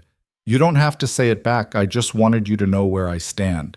Caleb, it's all right, Elena. Really. He smiled, though something in his eyes looked vulnerable. Get some rest. We've got early chores tomorrow. He left her standing in the kitchen, and Elena felt like she'd failed some crucial test. Upstairs, she lay awake staring at the ceiling. He'd said he loved her, and she'd frozen. Why? Because saying it back felt like giving up the last piece of armor she had. Because love meant vulnerability. Because every time she'd cared about something, it had been taken away. But Caleb wasn't taking. He was giving. He'd given her shelter, purpose, family. He'd defended her, chosen her, asked her to stay. And she'd just stood there like an idiot instead of telling him the truth. The truth was, she did love him. She loved his patience with Maggie, his quiet strength, the way he looked at her like she mattered. She loved this life they were building, this ranch that was becoming home. She loved him, and she was too scared to say it. Elena got out of bed and padded downstairs. Caleb's door was closed, a strip of light showing underneath. She knocked softly. Come in. He was sitting on the bed, still dressed, looking at a photograph. Elena recognized it. Caleb and Sarah on their wedding day, both young and happy. I'm sorry, she said, for interrupting. You're not interrupting. He set the photograph aside. Can't sleep? No. Elena closed the door behind her and sat on the edge of the bed. I need to tell you something. All right. When you said you loved me, I froze. Not because I don't feel the same way, but because I'm terrified of admitting it. She looked at him. Every time I've cared about something, it's been taken away. My mother died. My father left. My aunt tolerated me. The school closed. Thomas Garrett rejected me. I've learned that caring too much is dangerous. Caleb was quiet, listening. But then you came along, Elena continued. You and Maggie. And suddenly I cared again, more than I wanted to. I tried not to. I really did. I told myself it was just a job, just temporary. But it's not temporary, is it? No? It's real and permanent and terrifying. And I do love you, Caleb. I love you and Maggie and this ranch and this life. I love it so much it scares me. He reached out and pulled her into his lap, holding her close. Love is supposed to be a little scary. This is more than a little. I know. But it's also worth it. He kissed her temple. Thank you for telling me, for being honest. Elena wrapped her arms around him. I'm going to be bad at this. I'm going to panic and doubt and probably try to run a few more times. I know, and I'll be bad at it too. I'll get stubborn and closed off and forget to talk about how I'm feeling. He pulled back to look at her. But we'll figure it out. Together. Together, Elena agreed. They sat like that for a long time, holding each other while the night settled around them. Eventually, Elena stood to leave, but Caleb caught her hand. Stay, he said. Just to sleep. I just... I don't want to be alone tonight. Elena hesitated, then nodded. She climbed under the covers, still in her dress, and Caleb lay down beside her, fully clothed. They held hands in the darkness, two people trying to be brave enough for love. Caleb? Elena whispered. Yeah? Thank you for not giving up on me. His hand tightened on hers. Never. Elena fell asleep feeling safer than she'd felt in years, held by someone who saw all her fear and chose her anyway. In the morning, Maggie found them asleep together and crowed with delight. I knew it! I told Clara the chicken you were in love! Caleb groaned and buried his face in the pillow. Elena laughed, fully awake now, embarrassed, but not regretful. Go start breakfast, Magpie, Caleb mumbled. We'll be down in a minute. After Maggie thundered downstairs, they lay there looking at each other in the morning light. No going back now, Elena said. Good. I don't want to go back. They got up and dressed and went downstairs to face whatever came next. Together, like they'd promised. And for the first time in her life, Elena believed the promise might actually hold. The days after the dance should have been easy. They'd made their relationship public. Elena had finally said she loved him. Maggie was ecstatic. Everything was moving in the right direction. But life on a ranch didn't care about perfect timing. 2 weeks later, Elena woke to Caleb shaking her shoulder in the pre-dawn darkness. Get up, he said quietly. Something's wrong with the cattle. She was out of bed in seconds, pulling on clothes. What happened? Don't know yet. Jim Robertson rode over, said he saw lights moving on my north pasture last night. Could be nothing. Could be rustlers. Elena's stomach dropped. Cattle rustling wasn't uncommon in Colorado territory, but it was the kind of problem that could destroy a ranch overnight. They rode out as the sun was rising, Caleb tense beside her. The north pasture was their largest, home to almost 40 head of cattle that represented most of Caleb's herd. When they reached it, Elena's worst fears were confirmed. The fence had been cut in 2 places. The pasture was empty. Caleb sat on his horse, face white, looking at the destruction. For a long moment he didn't speak. How many? Elena asked quietly. All of them. 42 head. His voice was hollow. That's everything. That's the whole herd I was planning to sell next month. Elena felt ice in her veins. 42 cattle at market price would have been enough to see them through winter with money left over for improvements. Without them, the ranch was in serious trouble. We need to report this, she said. Get the sheriff. Caleb nodded mechanically. Yeah. They rode back in silence. Elena watched him from the corner of her eye, seeing him withdraw into himself. She recognized it, the same shutdown she'd seen that first day, when he'd been barely holding on. Back at the house, Maggie was eating breakfast, oblivious to the crisis. Caleb forced a smile for her. Morning, Magpie. Papa, Elena, are the cows okay? They're fine, sweetheart. The lie came easily. Eat up, you've got reading practice today. After Caleb left for town to find the sheriff, Elena kept Maggie occupied with lessons, but her mind was racing, calculating numbers, trying to figure out how they'd survive this. The ledgers upstairs told a stark story. Without the cattle sale, they had maybe 3 months before they'd be in serious debt. Less if something else went wrong. Caleb returned late afternoon with Sheriff Cole, a grizzled man in his 50s who looked like he'd seen too much. I'll do what I can, the sheriff said, examining the cut fence. But these rustlers are smart. They hit fast and scatter the cattle to different buyers. By the time we track them down, the evidence is gone. So that's it? Caleb's voice was tight. 42 head of cattle just gone? I didn't say that. I said it's hard. We'll put the word out, check with buyers in neighboring counties. But I won't lie to you, Caleb. Odds aren't good. After the sheriff left, Caleb stood in the pasture staring at nothing. Elena came up beside him. We'll figure this out, she said. How? That was our livelihood. That was everything. We'll find a way. We always do. He looked at her, and she saw something that scared her. Hopelessness. Maybe you should leave. Elena felt like she'd been punched. What? This ranch is dying, Elena. I can't pay you. Hell, I can barely feed us. You'd be better off somewhere else. Don't. Her voice shook. Don't you dare push me away. I'm being practical. You're being a coward. Elena grabbed his arm, forcing him to look at her. You think I stayed for the money? You think I fell in love with you because the ranch was profitable? I can't give you the life I promised. You promised me partnership. That means bad times too. She held his gaze. I'm not leaving, Caleb. So stop trying to make me. Something cracked in his expression.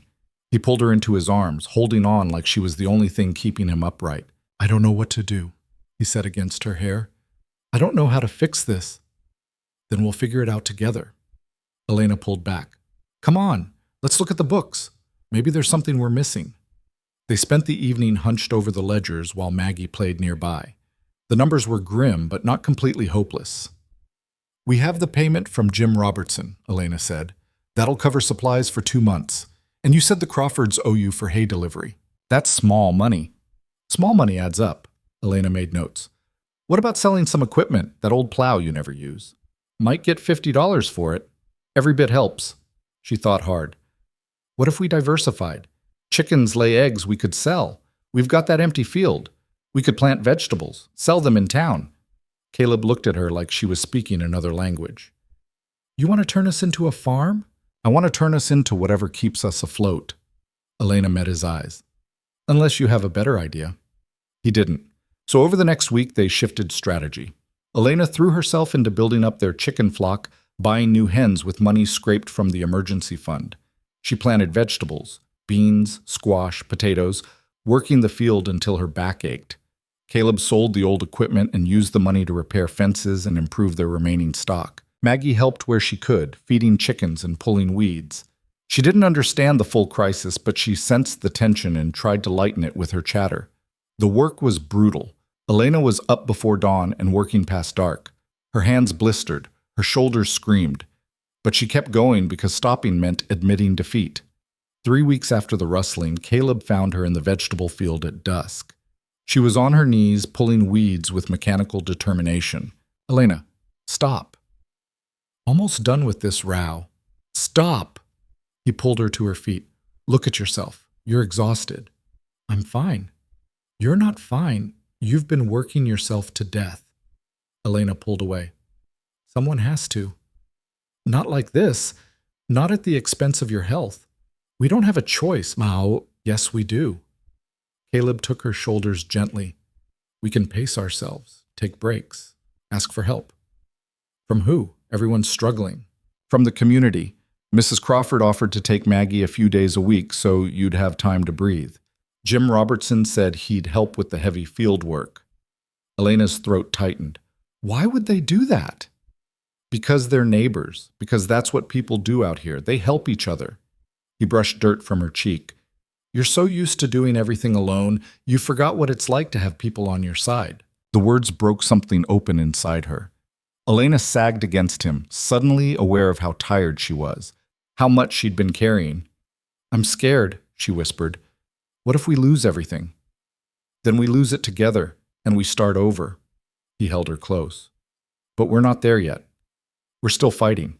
We just need to fight smarter, not harder. Over the following days, Elena learned to accept help. Mrs. Crawford did take Maggie twice a week, giving Elena breathing room. Jim Robertson came by to help plow the far field. Even Alice Porter, the schoolteacher, stopped by with preserves and bread. Heard you were having a tough season, Alice said. Thought you could use this. Elena's pride wanted to refuse, but she forced herself to accept gracefully. Thank you. That's very kind. We take care of our own out here. Alice smiled. And you're one of us now, whether you like it or not. It was a small gesture, but it meant everything. For the first time, Elena felt like she belonged to something bigger than herself. The vegetable harvest in late July was modest but real. Elena loaded baskets of beans and squash and brought them to town. She set up a small stand near the general store, feeling self-conscious. Within an hour, she'd sold out. This squash is beautiful, one customer said. You growing this yourself? Yes, ma'am. I'll take 6 next week if you have them. Elena went home with actual money and a list of orders. That night at dinner, she showed Caleb the cash. $32, she said, from vegetables. He stared at the money. That's almost what I'd make on 2 head of cattle. And we can grow more vegetables, all season long. Something shifted in Caleb's expression, the hopelessness receding slightly. You really think we can make this work? I think we have to try. They kept trying. Elena expanded the vegetable operation. Caleb picked up odd jobs, fence repair for neighbors, equipment maintenance. Every dollar went into keeping the ranch afloat. It was hard, grinding work. They fought about money, about priorities, about how much risk to take. Elena learned that Caleb got quiet when he was stressed, withdrawing into himself. Caleb learned that Elena worked herself sick rather than admit she was overwhelmed. One night in early August, they had their worst fight yet. Caleb wanted to sell their last breeding cow to cover immediate expenses. Elena argued they needed to keep her for future stock. We won't have a future if we can't eat this winter, Caleb said. And we won't rebuild the herd if we sell everything, Elena shot back. Maybe there is no rebuilding. Maybe we accept that ranching's done and move on. Elena felt her temper snap. So you're just giving up? That's your solution? I'm being realistic. You're being defeated. There's a difference. Easy for you to say. This isn't your family's legacy on the line. The words hung in the air, ugly and hurtful. Caleb's face went white as soon as he said them. I didn't mean... But Elena was already walking away, out the door and into the night. She made it to the barn before the tears came. She collapsed on a hay bale, crying from exhaustion and frustration and hurt. This wasn't her legacy. She knew that. She'd only been here 3 months. She didn't have generations of family history tied to this land. But it felt like hers anyway. She'd bled for this place, worked until her hands were raw. She loved this ranch, this life, this family. And Caleb had just thrown it in her face that she didn't really belong. She heard footsteps and knew without looking it was him. Go away. No. Caleb sat beside her. I'm sorry, that was a shitty thing to say. It was true though, wasn't it? This isn't my legacy. You're my partner. This is your legacy as much as mine now. He took her hand. I said it because I'm scared. Because selling that cow feels like admitting my grandfather and father built something I couldn't keep going. But that's not your fault. And I shouldn't have taken it out on you. Elena wiped her eyes. I'm scared too. I'm terrified we're going to work ourselves to death and still lose everything. Then we're both terrified together. They sat in silence for a while. Finally, Elena said, Don't shut me out when you're stressed. It makes me feel like you don't trust me. I know. I'm sorry. Old habit from doing everything alone. And I'll try not to work myself sick. Deal? Deal. He kissed her temple. About the cow. What if we compromise? We keep her, but I take that construction job in town that Mr. Henderson offered. It's 3 weeks of work, decent pay. Elena considered. That means you'd be gone during the day. I know. Can you manage? I'll have to. We need the money.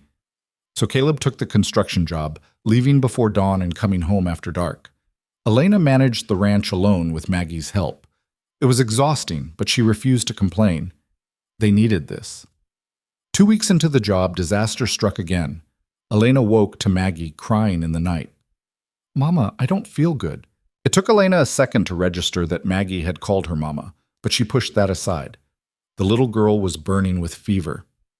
Elena spent the night trying to bring the fever down with cool cloths and water.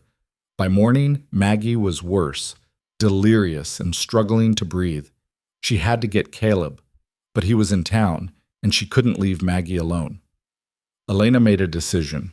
She wrapped Maggie in blankets, hitched the wagon with shaking hands, and drove to town at dangerous speed. She found Caleb at the construction site and nearly collapsed with relief. He took one look at Maggie and went pale. Doc Miller's office. Now. The doctor examined Maggie while Elena and Caleb waited, holding each other's hands tight enough to hurt. Pneumonia, Dr. Miller said finally. She needs rest and medicine. I'll give you what you need, but you have to keep her warm and hydrated. Next week is critical.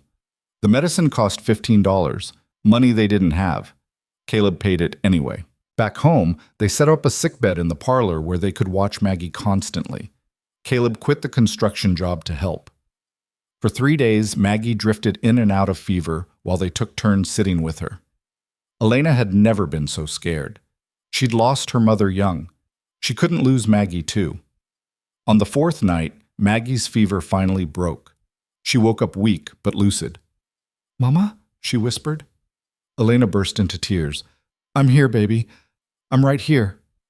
I'm thirsty. I'll get water. Caleb, she's asking for water. Caleb appeared, haggard but grinning. That's a good sign. That's a great sign. They got through the crisis. Maggie recovered slowly, getting stronger each day, and something had shifted. Maggie had called Elena Mama, and neither of them had corrected her. It felt right. 2 weeks later, when Maggie was finally well enough to get out of bed, Elena and Caleb sat her down for a talk. Magpie, Caleb started. You've been calling Elena Mama. Maggie nodded, suddenly worried. Is that wrong? No. Elena took her hand. But I want to make sure you understand what it means. Your first mama, Sarah, she loved you very much. She'll always be your mama.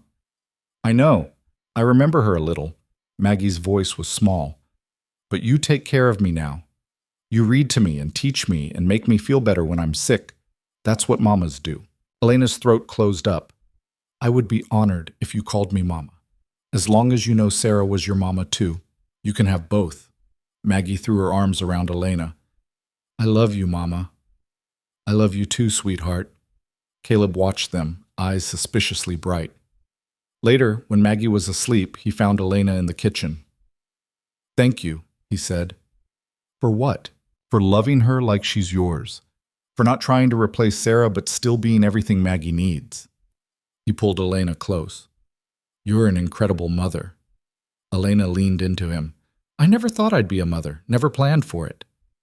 Best things are usually unplanned. They stood together in the quiet kitchen, and Elena felt something settle in her chest. She was a mother now. She had a daughter, a family. The ranch was still struggling, money was still tight, but they had each other. That had to count for something. September brought the first frost and a letter from the sheriff. They'd recovered 6 head of cattle from a buyer 2 counties over. It wasn't much, but it was something. More importantly, the vegetable sales had been strong. Elena had saved $200 over the summer. Combined with Caleb's construction wages and the recovered cattle, they were going to make it through winter. Barely. But they'd make it. One evening, as they worked on next year's planting plan, Caleb said, I've been thinking. About? About us. About making this official. Elena looked up from the ledger. Official how? Marriage. He said it simply, directly. I know you said to ask you after the dance, after we'd been public. Well, it's been months. We've been through hell together, and I still want to marry you, if you'll have me. Elena set down her pen. Her heart was racing. Is this a proposal? It's a very bad proposal, yeah. Caleb rubbed the back of his neck. I don't have a ring. I'm not on one knee. We're sitting at a kitchen table covered in account books. But I love you, Elena. I want you to be my wife.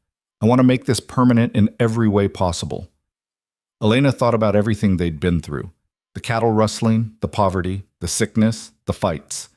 All the hard, ugly, real parts of building a life together. And she thought about the good parts. The quiet mornings. Maggie calling her mama. The way Caleb looked at her like she hung the moon. The community they'd built. The home they'd created. Yes, she said. Caleb blinked. Yeah? Yes, I'll marry you. Elena smiled. Even without the ring or the knee or the romantic setting. Yes. He yanked her into his arms, kissing her hard. Thank you, he said between kisses. Thank you. For agreeing to marry you. For staying. For fighting. For choosing us even when it got hard. Elena pulled back to look at him. You make it sound like I had a choice. You always had a choice. No. The choice was made the day I got here. I just took a while to accept it. She touched his face. You're it for me, Caleb Hale. You and Maggie. This ranch, this life. I'm all in. Good. Because I'm never letting you go. They sat together planning a simple wedding for November, after harvest but before the heavy snows. Nothing fancy, just family and close friends, maybe at the Crawford Ranch. Maggie was over the moon when they told her. I get to be in the wedding? You're going to stand with us, Elena said, because you're part of this too. Can I wear a fancy dress? The fanciest dress we can manage. They spent the next weeks preparing. Elena sewed in the evenings, making herself a simple wedding dress and altering one of Sarah's old dresses for Maggie. Caleb cleaned up the ranch, fixing every small thing that had fallen into disrepair. The community rallied around them. Mrs. Crawford offered her house for the ceremony. Alice Porter volunteered to make the cake. Jim Robertson and the other ranchers promised to bring food. It felt like the whole county was invested in their happiness, and Elena couldn't quite believe it. She'd gone from being stranded and alone to being part of something bigger, to mattering to people. A week before the wedding, Elena was in town buying ribbon when she ran into Virginia Henderson, the woman who'd judged her so harshly at the party. "Miss Cruz," Mrs. Henderson said, "I heard congratulations are in order." "Thank you. I must admit, I had my doubts when you first arrived. A woman alone, no family, moving into a bachelor's home." Mrs. Henderson's expression was complicated. "But I was wrong. You've been good for Caleb and that little girl. The whole county can see it." Elena didn't know what to say. "That's very kind of you." "Not kind, just honest." Mrs. Henderson smiled slightly. "I hope you'll be very happy together." After she left, Elena stood on the sidewalk, feeling strange. She'd been so certain people would always judge her, always find her unsuitable. But here was Mrs. Henderson, the most judgmental person she knew, offering genuine blessing. Maybe she really did belong here after all. The night before the wedding, Elena couldn't sleep. She went downstairs to find Caleb already awake, sitting at the kitchen table. "Nervous?" he asked. "A little. You?" "Terrified." He grinned. "Good terrified, though." Elena sat beside him. "Can I ask you something?" "Anything." "Do you think Sarah would approve of us?" Caleb was quiet for a moment. "I think she'd be happy I found someone who makes me laugh again, who takes care of Maggie like she's her own, who fights for this family like her life depends on it." He took Elena's hand. "Sarah was practical. She'd see that you're good for us, and that would be enough. I wish I could have known her. She would have liked you. You're both stubborn and smart and terrible at asking for help." He squeezed her hand. "And she would have appreciated that you're not trying to be her, that you're being yourself." Elena leaned her head on his shoulder. "I'm ready for tomorrow." "Yeah?" "Yeah. Let's make this official." They sat together until dawn, talking and planning and stealing kisses like teenagers. By the time the sun rose, Elena felt certain and calm. This was right. This was where she belonged. And tomorrow, she'd marry the man who'd seen past every wall she'd built and loved her anyway. The morning of the wedding arrived cold and clear, the kind of November day that promised snow by evening. Elena woke early in the guest room at the Crawford Ranch, where she'd spent the night according to tradition. Through the window, she could see the mountains sharp against the pale sky, and for a moment she let herself just breathe. Today, she was getting married. 6 months ago, she'd been stranded at a train station with 17 cents and nowhere to go. Now she had a family, a home, a future. The distance between those two moments felt impossible, like it had happened to someone else entirely. Mrs. Crawford knocked softly and entered with coffee. "How are you feeling?" "Like I might throw up." "That's normal." Mrs. Crawford smiled. "I was sick as a dog before my wedding. Couldn't keep anything down until after the ceremony." Elena sipped the coffee, grateful for something to do with her hands. "What if I mess this up?" "Mess what up? The vows? The ceremony?" "All of it. Marriage, being a wife, being Maggie's mother." Elena set down the cup. "What if I'm not good enough at any of it?" Mrs. Crawford sat beside her on the bed. "Can I tell you something? Nobody's good at marriage when they start. You figure it out as you go, making mistakes and fixing them and learning what works. The only way to mess it up is to stop trying." "That doesn't make me feel better." "It's not supposed to make you feel better. It's supposed to make you realistic." Mrs. Crawford squeezed her hand. "Caleb's not expecting perfection. He's expecting partnership. You've already proven you can do that." Elena thought about the past months, the cattle rustling, the poverty, Maggie's illness, all the fights and reconciliations and hard-won trust. They'd survived worse than wedding jitters. "You're right," she said. "I'm being ridiculous." "You're being human. Now get dressed. We've got a wedding to prepare." The ceremony was planned for 2 o'clock in the Crawford parlor. Alice Porter arrived early to help with Elena's hair, pinning it up and weaving in small white flowers she'd preserved from summer. "You look beautiful," Alice said, stepping back to admire her work. Elena studied herself in the mirror. The dress she'd made was simple, Cream-colored cotton with long sleeves and a high collar, but it fit well and made her look like someone who belonged in a wedding. Her mother's silver earrings caught the light. She looked nervous but determined, which felt about right. Downstairs, she could hear people arriving. Voices and laughter filtered up through the floorboards. The community coming together to witness two people make promises. Maggie burst into the room, spinning in her altered dress. "Mama, look! Mrs. Crawford put flowers in my hair, too." Elena's heart clenched at the word mama, the way it still did every time. "You look perfect, sweetheart." "Are you scared?" "A little." "Don't be. Papa loves you so much. He told me this morning that marrying you was the best decision he ever made, even before he made it." Elena laughed despite her nerves. "That doesn't make sense." "That's what I said. But Papa said love doesn't have to make sense. It just has to be true." There was a knock, and Mrs. Crawford appeared. "It's time." Elena's stomach flipped. She took Maggie's hand, squeezed once for courage, and went downstairs. The parlor had been transformed. Chairs lined the walls, filled with familiar faces: Jim Robertson and his wife, Alice Porter, the Hendersons, a dozen other ranchers and townspeople. Someone had brought in pine branches that filled the room with the smell of forest. And at the front, next to the minister, stood Caleb. He was wearing a suit Elena had never seen before, probably borrowed, because they certainly couldn't afford new clothes. His hair was combed back, his face freshly shaved. When he saw her, his whole expression transformed into something that made Elena's throat tight. She walked toward him with Maggie at her side, aware of everyone watching but only seeing him. When she reached the front, Caleb took her hand. "You look beautiful," he whispered. "You clean up okay yourself." Maggie giggled. The minister cleared his throat and began. Elena barely heard the words. She was too focused on Caleb's face, on the way his thumb rubbed circles on her hand, on the reality of this moment. They were doing this, making it official, promising forever. When it came time for vows, Caleb went first. His voice was steady but rough with emotion. "Elena, 6 months ago, you showed up in my life when I'd given up on most things mattering. You could have walked away 100 times. Probably should have walked away. But you stayed. You fought for us when I was too tired to fight for myself. You loved my daughter like she was yours. You turned a house into a home." He paused. "I'm not promising you easy. We both know life's too hard for that.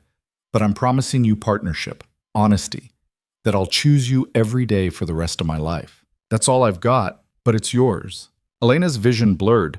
She blinked hard and found her voice. "Caleb, I came west looking for security, for a practical arrangement, for someone who'd give me a defined role and clear expectations."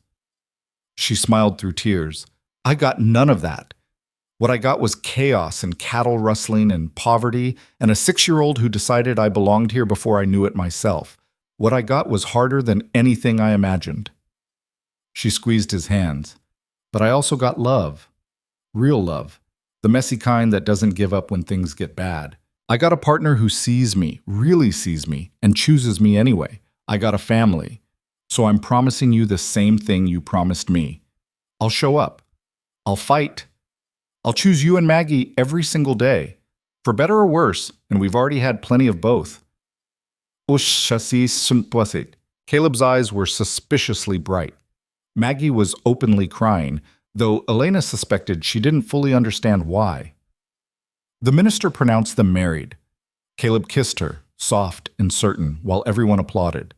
Then Maggie threw herself at both of them, and they stood there in a family embrace that felt like the most natural thing in the world. The reception was simple: food brought by neighbors, music from Jim Robertson's fiddle, dancing in the cleared parlor. Elena danced with Caleb, with Maggie, with half the men in the county who wanted to congratulate the bride. At one point, she found herself near the refreshment table, catching her breath when Thomas Garrett approached. She hadn't known he was invited, but someone must have asked him. "Mrs. Hale," he said, "congratulations." Elena was surprised the name didn't feel strange. Mrs. Hale. She was married now. "Thank you. I wanted to apologize again." More formally. He looked uncomfortable but sincere. "I let fear guide my decisions. Fear of what people would think, of how it would look, of stepping outside what was expected. And in doing so, I lost something valuable before I even knew what it was worth." Elena studied him. He looked older somehow, tired. "I appreciate the apology. But I need you to understand something. You didn't lose anything. You never had me. You had an idea of me based on letters, and when the reality didn't match your expectations, you ran. She kept her voice gentle. That's on you, not on me. I know that now. Good. Because I spent too long thinking I was the problem, that my background made me unsuitable, like your letter said. It took Caleb to show me that the right person doesn't need you to be anything other than who you are. Garrett nodded slowly. He's a lucky man. We're both lucky. That's how partnership works. After he left, Caleb appeared at her elbow. What did he want? To apologize. Again. And I let him. Then I told him the truth, that he never really had a chance at what we have. Elena looked at her husband, still getting used to that word. Because what we have is built on actually knowing each other, on seeing the worst and choosing to stay anyway. Caleb pulled her close. Damn right. They danced until late, until Maggie was asleep on a chair and the crowd had thinned. Finally, Mrs. Crawford shooed them out. Go home, she said. I'll keep Maggie tonight. You two need time alone. The ride back to the ranch was quiet, both of them tired but content. Snow had started falling, light flakes that caught in Elena's hair. Caleb kept glancing at her like he couldn't quite believe she was real. What? Elena asked finally. Nothing, just thinking about how different everything is from 6 months ago. Better different or worse different? So much better it's not even close. He helped her down from the wagon. Come on, Mrs. Hale. Let's go home. Inside, the house was warm and quiet. They'd left lamps burning, and the kitchen table still had the remnants of yesterday's planning scattered across it, evidence of their life together. Caleb built up the fire while Elena changed out of her wedding dress, carefully hanging it up. When she came back downstairs in regular clothes, he'd made tea and was sitting by the fire looking contemplative. You all right? She asked, settling beside him. Yeah, just thinking about Sarah. Elena tensed slightly. Oh? Not in a bad way, just, I think she'd be happy about today. About us. He looked at Elena. I loved her. I'll always love her. But what I feel for you is different, not better or worse, just different. Does that make sense? It does. I used to feel guilty about it, like loving you meant betraying her memory, but I don't think that anymore. He took Elena's hand. I think hearts are bigger than we give them credit for. There's room for both. Elena leaned against him. I'm glad you can talk about her. I don't want you to feel like that part of your life is off limits. It's not. She's part of my history, part of what made me who I am. But you're my present and my future. He kissed her forehead. And I'm grateful for both. They sat in comfortable silence, watching the fire and the snow falling outside. Elena thought about the journey that had brought her here, the rejection, the fear, the slow building of trust. None of it had been easy, but all of it had been necessary. Can I tell you something? She said quietly. Always. When I got that letter from Thomas Garrett, the one that said I was unsuitable, I wanted to die. Not literally, but close. I felt like the world had confirmed what I'd always suspected, that I wasn't enough, that my background, my name, my history made me fundamentally unworthy of love or belonging. Caleb's arm tightened around her. But then I met you, and you never asked about my background. You asked if I could work, if I was honest, if I was willing to try. And when I proved myself, you saw my value, not in spite of who I was, but because of it. She turned to look at him. You taught me that worth isn't about where you come from. It's about what you do with where you end up. You taught me something too, Caleb said. You taught me that it's okay to need people, that asking for help isn't weakness, that building something new doesn't mean forgetting what you lost. He smiled. We've been pretty good teachers for each other. We have. So what do we teach Maggie? Elena considered. That family isn't just blood. That home is where you build it. That the life you plan for isn't always the one you need. That's good. Let's teach her that. They went to bed eventually, wrapped around each other in the room that was now theirs, officially. Elena lay awake for a while, listening to Caleb breathe, feeling the weight of his arm across her waist. This was her life now, this man, this ranch, this hard, beautiful existence. She'd come west looking for security and found something better, purpose, partnership. Love that didn't require her to be anything other than herself. It wasn't the fairy tale she'd imagined as a girl. It was better than that. It was real. The next morning, they collected Maggie from the Crawford Ranch. She was full of questions about the wedding, about being married, about what changed now. "Nothing changes," Caleb said. "We're still the same family we were yesterday." "But now it's official," Maggie said. "Now Elena's really truly my mama forever." "I was really truly your mama before," Elena said. "The ceremony just made it legal." "Good, because I don't want you to ever leave." "I'm not going anywhere, sweetheart. You're stuck with me." Maggie beamed and skipped ahead to the wagon. Caleb pulled Elena aside. "You ready for this? Forever with us?" Elena looked at him, at Maggie, at the mountains rising in the distance. "I've been ready since the day I decided to stay. I just needed time to admit it. And now I'm all in. No more doubts, no more escape plans. This is my life, and I choose it." Caleb kissed her thoroughly. "Good, because I'm holding you to that." The winter that followed was hard. Money was still tight, snow piled high, making every chore twice as difficult. They lost 2 chickens to a fox. The roof leaked in the back bedroom, but they managed, working together, supporting each other through the difficult days. Elena learned to read Caleb's moods, to know when he needed space and when he needed company. Caleb learned to notice when Elena was pushing too hard, to remind her to rest. Maggie learned that family meant showing up even when things were hard, that love wasn't just the easy moments, but the difficult ones too. In January, a letter came from the sheriff. They'd recovered another 8 head of cattle and arrested the rustlers. Not enough to rebuild the full herd, but enough to give them a fighting chance. 14 cattle total, Caleb said, reading the letter. Plus what we can buy this spring with the vegetable money. We might actually pull this off. "We will pull this off," Elena corrected. "No might about it." February brought Maggie's 7th birthday. They celebrated with a small party, just the Crawfords and Robertsons and Alice Porter. Maggie got a new dress from Mrs. Crawford, a book from Alice, and a hand-carved horse from her father. "What did Mama get me?" Maggie asked. Elena produced a small package. Inside was a silver locket, simple but beautiful. "It was my mother's," Elena explained. "And now it's yours. When you're older, you can put pictures inside, pictures of the people you love." Maggie threw herself at Elena. "I love it. I love you. I love you too, Magpie." Watching them, Caleb felt his throat tighten. His daughter had a mother again.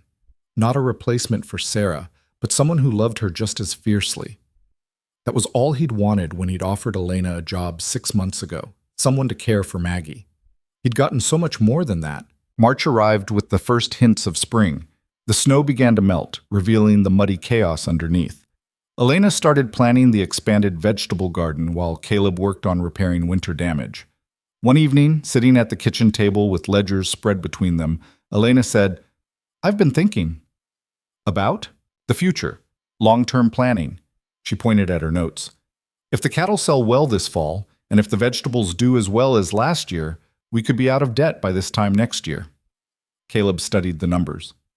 "That's optimistic." "It's possible. And if we're smart, if we keep diversifying, keep building relationships with buyers, we might even start turning a real profit." "You sound like a businesswoman." "I am a businesswoman. Just happens my business is a ranch." Elena looked at him. "This place has potential, Caleb. We just have to be willing to do things differently than your father and grandfather did. They were cattle ranchers. That's all they knew. And there's nothing wrong with that. But times are changing. The market's changing. We have to change with it, or get left behind." Caleb was quiet, thinking.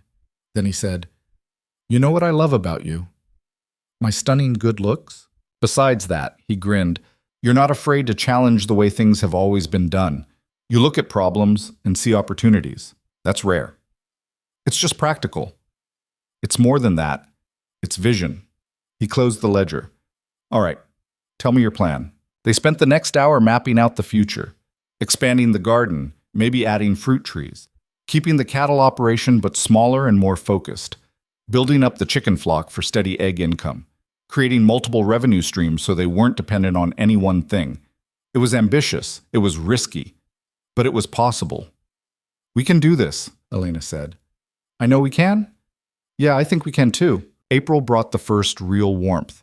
Elena planted the expanded garden while Caleb worked with the new cattle.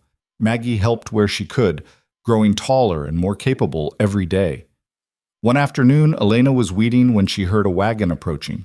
She looked up to see a family she didn't recognize, a man, a woman, and 3 small children. Caleb emerged from the barn. Can I help you folks? The man climbed down. Sorry to bother you. We're heading west, but our wagon's got a broken axle. We saw your ranch and hoped maybe you could help with repairs. Caleb examined the wagon. I can fix it. Take a few hours, though. We can pay. Don't worry about payment. Just help yourself to water from the well. Caleb glanced at Elena. My wife might have food to spare if you're hungry. Elena saw the family's gaunt faces, the threadbare clothes, and remembered being stranded herself not so long ago. Come inside. I'll make lunch. While Caleb worked on the wagon, Elena fed the family. The woman was grateful to the point of tears. We left Missouri with everything we owned, she explained, heading to California, hoping to start over. But the journey's been harder than we expected. I understand, Elena said. I came west 6 months ago with nothing but a trunk and 17 cents. The woman's eyes widened. And now look at you. You've got a home, a family, a life. I got lucky. Met the right people at the right time. Elena packed extra food for their journey. But I also worked hard. Didn't give up when things got difficult. By evening, the wagon was fixed and the family was ready to leave. The man tried again to pay, but Caleb refused. Just help someone else when you get the chance, he said. That's how it works out here. After they left, Elena and Caleb stood watching the wagon disappear down the road. That was us 6 months ago, Elena said quietly. Me, anyway. Desperate and alone. And now you're the one helping people. Caleb put his arm around her. Funny how life works. Elena leaned into him. You know what I realized today? I'm happy. Really, genuinely happy. I didn't think I'd ever be able to say that. Yeah? Yeah, this life. It's hard and uncertain and nothing like I planned, but it's mine, ours. And that makes it perfect. Not perfect, Caleb corrected gently, but real. And real is better. Summer arrived with its usual demands. The garden flourished under Elena's care. The cattle fattened on good grass. Maggie learned to read full sentences and started helping with simple accounting. The ranch hummed with life and purpose. In July, Jim Robertson stopped by with news. Heard from a buyer in Denver. He's looking for quality vegetables for the hotels. Willing to pay premium prices if you can deliver regularly. Elena's mind raced. How much product would he need? More than you've got, but if you expanded, brought in help for harvest, you could probably manage it. After Jim left, Elena and Caleb discussed it seriously. The Denver contract could change everything, but it would require investment and risk. What do you think? Caleb asked. I think it's an opportunity we can't pass up, but we'd need to hire help. Maybe 2 people for the season. That's money we don't have yet.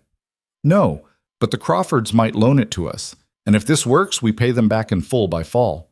Caleb looked at his wife, this woman who'd transformed his failing ranch into something with real potential. You're sure about this? I'm sure that doing nothing gets us nowhere. I'm sure that we've survived worse risks. Elena met his eyes. But only if you're comfortable with it. This is your family's land. You get final say. Caleb thought about his father and grandfather, about the traditional cattle ranch they'd built. Then he thought about Elena's vision, diverse, adaptable, forward-thinking. Let's do it, he said. Let's take the chance. They borrowed money from the Crawfords, hired 2 young men from town, and threw everything into expanding production. The work was brutal, but Elena drove them all forward with quiet determination. By August, they were delivering vegetables to Denver twice a week. The money was good, better than cattle had ever been. They paid back the Crawfords early and still had profit left over. One evening, after a particularly successful delivery, Caleb found Elena in the garden at sunset. She was standing among the plants, looking tired but satisfied. You did it, he said. You saved the ranch. Elena turned to him. We did it. Together. But you're the one who saw the possibility. Who had the vision? And you're the one who trusted me enough to try. Who was willing to change tradition for something better? Elena took his hand. That takes courage. Or desperation. No. Courage. Desperation would have been giving up, selling out, walking away. You chose to fight, to adapt. That's brave. Caleb pulled her close. We make a good team. Yeah, we really do. September brought the harvest, vegetables and cattle both ready for market. They sold almost everything at good prices, bringing in more money than the ranch had seen in years. Sitting at the kitchen table counting cash, Elena felt something she'd never felt before. Security. Real security, not the conditional kind Thomas Garrett had offered, but the kind you build with your own hands. We're going to make it, she said, almost disbelieving. We already made it. Caleb looked at the ledgers. We're out of debt. We've got money saved. The ranch is stable. Your grandfather would be proud. I think he'd be confused about the vegetables. But yeah, eventually he'd be proud. Caleb closed the ledger. More importantly, I'm proud of us, of what we built. October marked a year since Elena had arrived in Willow Creek. On the anniversary, Caleb surprised her with a small party. Just close friends, nothing fancy. Mrs. Crawford raised a glass. To Elena, who came west with nothing and built everything, and to Caleb, who was smart enough to see what he had before it slipped away. Everyone drank. Elena felt her eyes sting.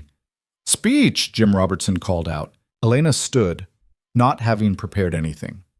I'm not good at speeches, but I want to say, a year ago I was standing at a train station thinking my life was over. I'd been rejected, stranded, humiliated. I had 17 cents and no plan. She looked around at the faces of people who'd become family. Now I have a home, a husband, a daughter, a community. I have purpose and partnership and love. Her voice cracked slightly. I have everything that matters. So thank you, all of you, for taking a chance on a stranger who didn't know where she belonged. You belong here, Alice Porter said firmly. You've always belonged here. The party continued late into the evening. When everyone had left and Maggie was asleep, Elena and Caleb sat on the porch wrapped in blankets against the October chill. You know what I've been thinking about? Elena said. What? That letter from Thomas Garrett, the one that said I was unsuitable. Want to burn it finally? No, I want to keep it.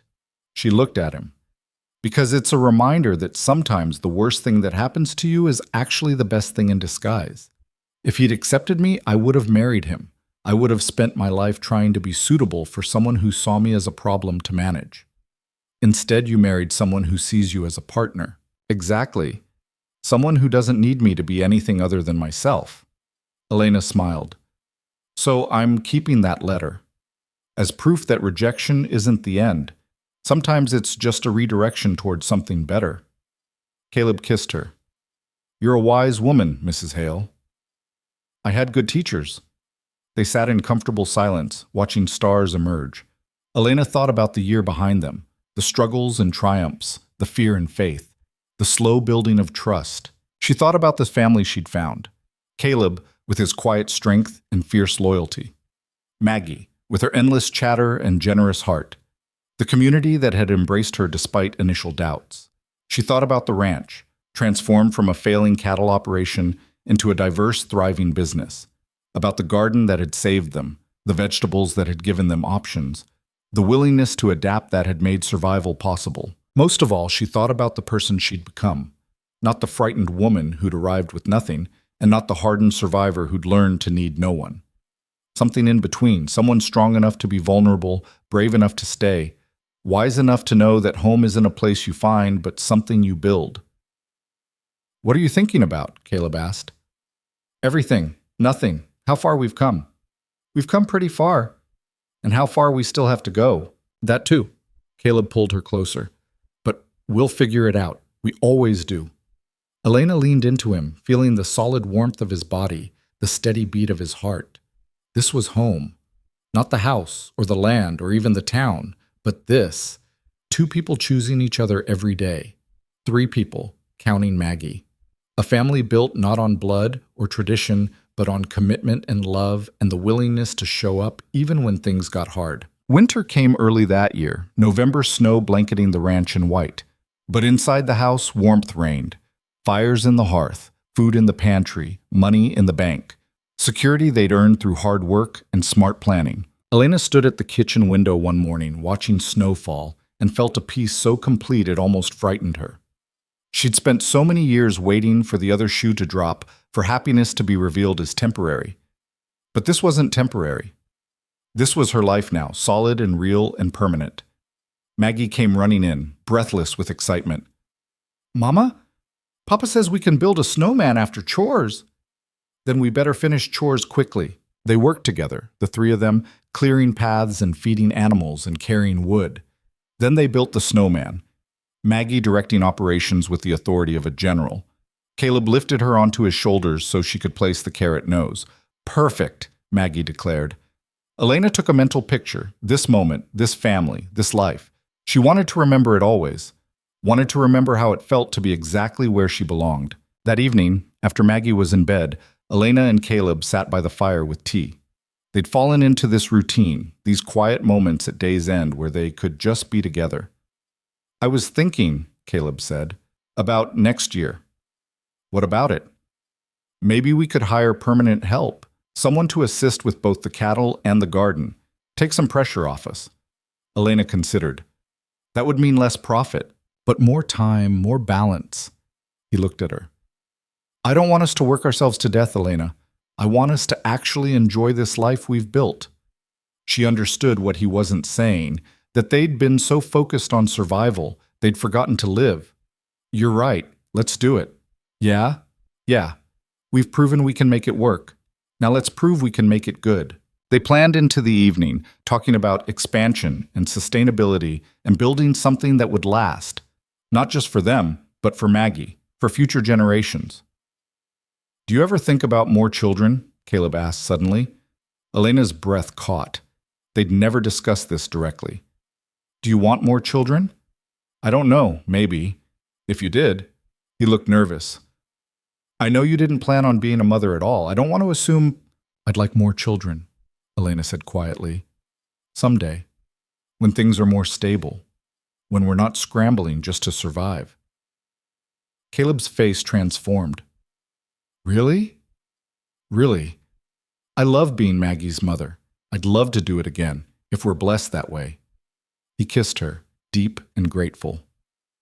"Thank you." "For what?" "For wanting a future with me, for seeing past survival to what comes after." "That's easy. You make it easy to imagine forever." Spring came again, the second spring Elena had seen in Colorado territory. The garden exploded with new growth. The cattle thrived. They hired a young man named David who worked hard and didn't ask too many questions. With the extra help, Elena had time to breathe, to read books in the afternoon, to teach Maggie more advanced lessons, to sit on the porch with coffee and just watch the world. One May afternoon, she was doing exactly that when Mrs. Crawford stopped by unexpectedly. "I have news," she said, eyes twinkling.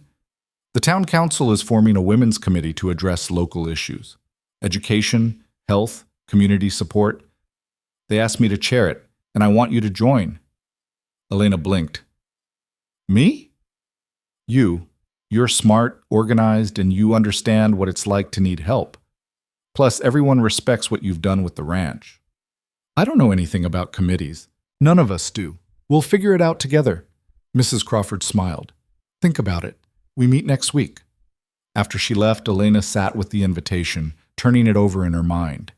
A year ago, she'd been an outsider, someone people whispered about. Now she was being asked to help shape the community. She told Caleb about it that evening. "You should do it," he said immediately. "It's time I don't have—" "We'll make time. This is important." He took her hands. "You've spent a year proving yourself, Elena. Now it's time to step into who you actually are, a leader, someone people look to." "That's a lot of pressure." "You can handle it. You've handled everything else." So Elena joined the committee. They met weekly, tackling issues from schooling to medical care to supporting families in crisis.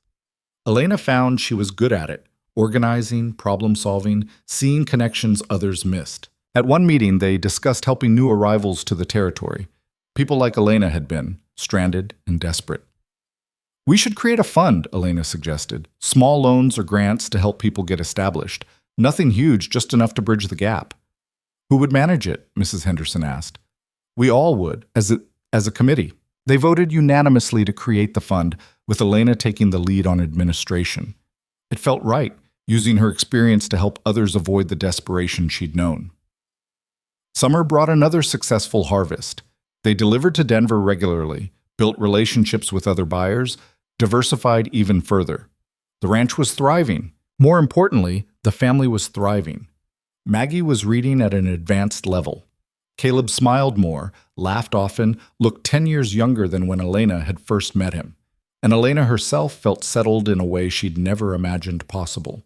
In August, she realized her monthly cycle was late, then very late. She waited another week, not wanting to hope too early before telling Caleb, I think I might be pregnant. He froze in the middle of fixing a fence post. What? I'm not certain yet, but the signs are there. Caleb dropped his tools and crossed to her in 3 strides, pulling her into his arms. Are you happy about it? Terrified. But yes, happy. Me too. He kissed her forehead, her cheeks, her lips. Me too. Dr. Miller confirmed it in September. Elena was pregnant, due in late winter. Maggie was over the moon at the prospect of being a big sister. Caleb walked around grinning like an idiot for weeks. Elena was scared. Pregnancy was dangerous, childbirth even more so. But underneath the fear was joy. They were bringing a new life into this world they'd built. A child who would know security and love from the start. Fall came with its familiar rhythms, harvest, sales, preparation for winter. But this time Elena worked more carefully, mindful of the life growing inside her. Caleb was protective to the point of annoyance, constantly telling her to rest. I'm pregnant, not dying, she said after he'd insisted she stop lifting a basket of vegetables. I just want you safe. I am safe. I'm fine. She took his hand and placed it on her still flat stomach. We're fine. The baby became real to all of them that day. Not just an abstract future event, but an actual person, growing and waiting to join their family. Winter was gentler that year, or maybe they were just better prepared. Elena slowed down as her pregnancy progressed, letting David and Caleb handle the heavier work. She focused on planning, on keeping the books, on teaching Maggie. In January, during a rare warm spell, Elena stood in the garden planning spring planting. It was hard to believe that just over a year ago she'd been fighting to keep this place alive. Now it was thriving, profitable, secure. Caleb found her there, as he often did. What are you thinking about? How much has changed? How much we've built? We've built a lot. A business, a family, a life. Elena looked at him. Do you ever regret it? Asking me to stay? Never, not for a second. He pulled her close, careful of her growing belly. You're the best thing that ever happened to me, to us. Even when I'm stubborn and difficult? Especially then. He grinned. Keeps things interesting. She laughed and kissed him, and standing there in the garden they'd planted together, Elena felt the truth of her own life settle around her like a warm coat. She'd come west looking for security, for a defined role, for someone to tell her she was enough. Instead, she'd found something infinitely better. She'd found partnership with a man who saw her value, motherhood to a child who needed her, community with people who respected her, purpose in work that mattered. Most importantly, she'd found herself. Not the scared woman who'd arrived with 17 cents, not the defensive survivor who'd learned to need no one, but someone in between, someone who could be strong and vulnerable, independent and connected, practical and hopeful. Someone who understood that home wasn't something you stumbled across or were given. It was something you built brick by brick, choice by choice, day by day. The baby came in late February during a snowstorm, a boy they named Daniel. The birth was hard, but Elena survived it, and when Dr. Miller placed the tiny, squalling infant in her arms, she felt her heart expand in ways she hadn't known were possible. Caleb cried. Maggie declared herself the best big sister in Colorado Territory. Elena just stared at her son, this perfect small person who existed because she'd been brave enough to stay. Spring arrived as it always did, with mud and melting snow and the promise of new growth. Elena recovered slowly, adjusting to life with an infant while managing a household and a business. It was chaos, but it was beautiful chaos. On a warm April afternoon, she sat on the porch with Daniel sleeping in her arms, watching Caleb and Maggie work in the garden. They were planting the early vegetables, Maggie chattering while Caleb listened patiently. Mrs. Crawford rode up, tying her horse and joining Elena on the porch. "How are you managing?" she asked. "Exhausted, happy, both at once." "That's motherhood in a nutshell." Mrs. Crawford smiled at the baby. "He's beautiful." "He is.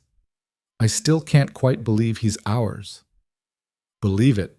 You've earned every bit of this happiness." Elena thought about that word, earned. She'd worked hard, sacrificed, fought for this life. But had she earned it? Maybe that was the wrong question. Maybe it wasn't about earning or deserving. Maybe it was simply about choosing. Choosing to stay when leaving would have been easier. Choosing to trust when trust felt dangerous. Choosing to build something permanent when everything in her experience said permanence was a lie. "Can I tell you something?" Elena said. "Something I've learned?" "Of course. I spent most of my life thinking I had to earn my place, that I had to prove my worth, meet certain standards, be suitable." She looked at her sleeping son. "But that's not how it works. Worth isn't something you earn, it's something you claim. You decide you matter, and then you live like it's true." Mrs. Crawford was quiet for a moment. Then she said, "That's wisdom. It's hard-won wisdom. The best kind usually is." They sat together while Caleb and Maggie finished planting. The sun was warm, the air smelled like earth and possibility, and Elena felt something she'd been chasing her whole life without knowing it. Contentment. Not the absence of struggle. There would always be struggles. Not perfection, life was too messy for that. But the deep bone-level satisfaction of knowing you're exactly where you're supposed to be, doing exactly what you're meant to do with exactly the people who matter most. That evening, after dinner and after the children were in bed, Elena and Caleb stood at the bedroom window looking out at the ranch, the barn they'd repaired, the garden they'd expanded, the pastures with healthy cattle, the home they'd built together from almost nothing. "You know what I realized today?" Elena said. "What?" "I'm not afraid anymore." Caleb turned to look at her. "Afraid of what?" "Losing this. Losing you. Losing everything we've built." She leaned into him. "For so long I was terrified that happiness was temporary, that any moment it would all fall apart. But I'm not afraid of that anymore." "What changed?" "I did. I realized that even if we lost everything tomorrow, the ranch, the money, all of it, we'd still have each other. We'd still have our family. We'd rebuild because that's what we do." Elena looked up at him. "The security I was looking for when I came west? I found it. But not in a place or a bank account. In us. In this family we chose." Caleb pulled her close. "I love you, Elena Hale." "I love you too." They stood together, two people who'd found each other at the worst possible time and built something extraordinary from the wreckage. Outside, the ranch settled into evening quiet. Inside, their children slept peacefully. And Elena Cruz, who'd arrived in Colorado territory with 17 cents and a broken heart, felt the truth of her own life settling around her like a blessing. She'd been called unsuitable by a man who couldn't see past her name.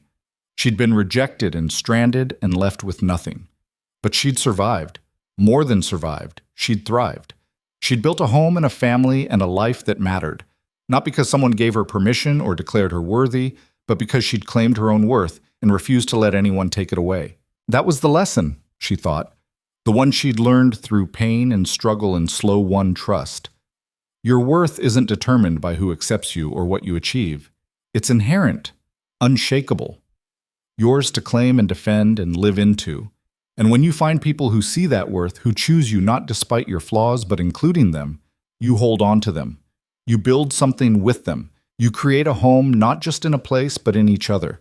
That's what she and Caleb had done. They'd taken two broken people in a struggling ranch and built a family, built a future, built something worth fighting for. She thought about the woman she'd been 18 months ago, standing on that train platform with a rejection letter burning in her pocket.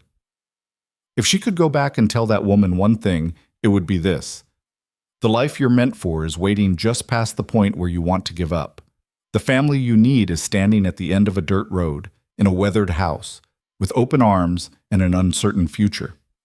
All you have to do is be brave enough to stay. Elena Cruz had stayed. She'd fought and struggled and doubted and persevered. And in doing so, she'd found something more precious than security or acceptance or any practical arrangement. She'd found home, real home, the kind you build with love and stubbornness and the willingness to show up every day even when it's hard. She'd found herself. And that, she thought, watching the stars emerge over the Colorado mountains, was worth every moment of fear it took to get here.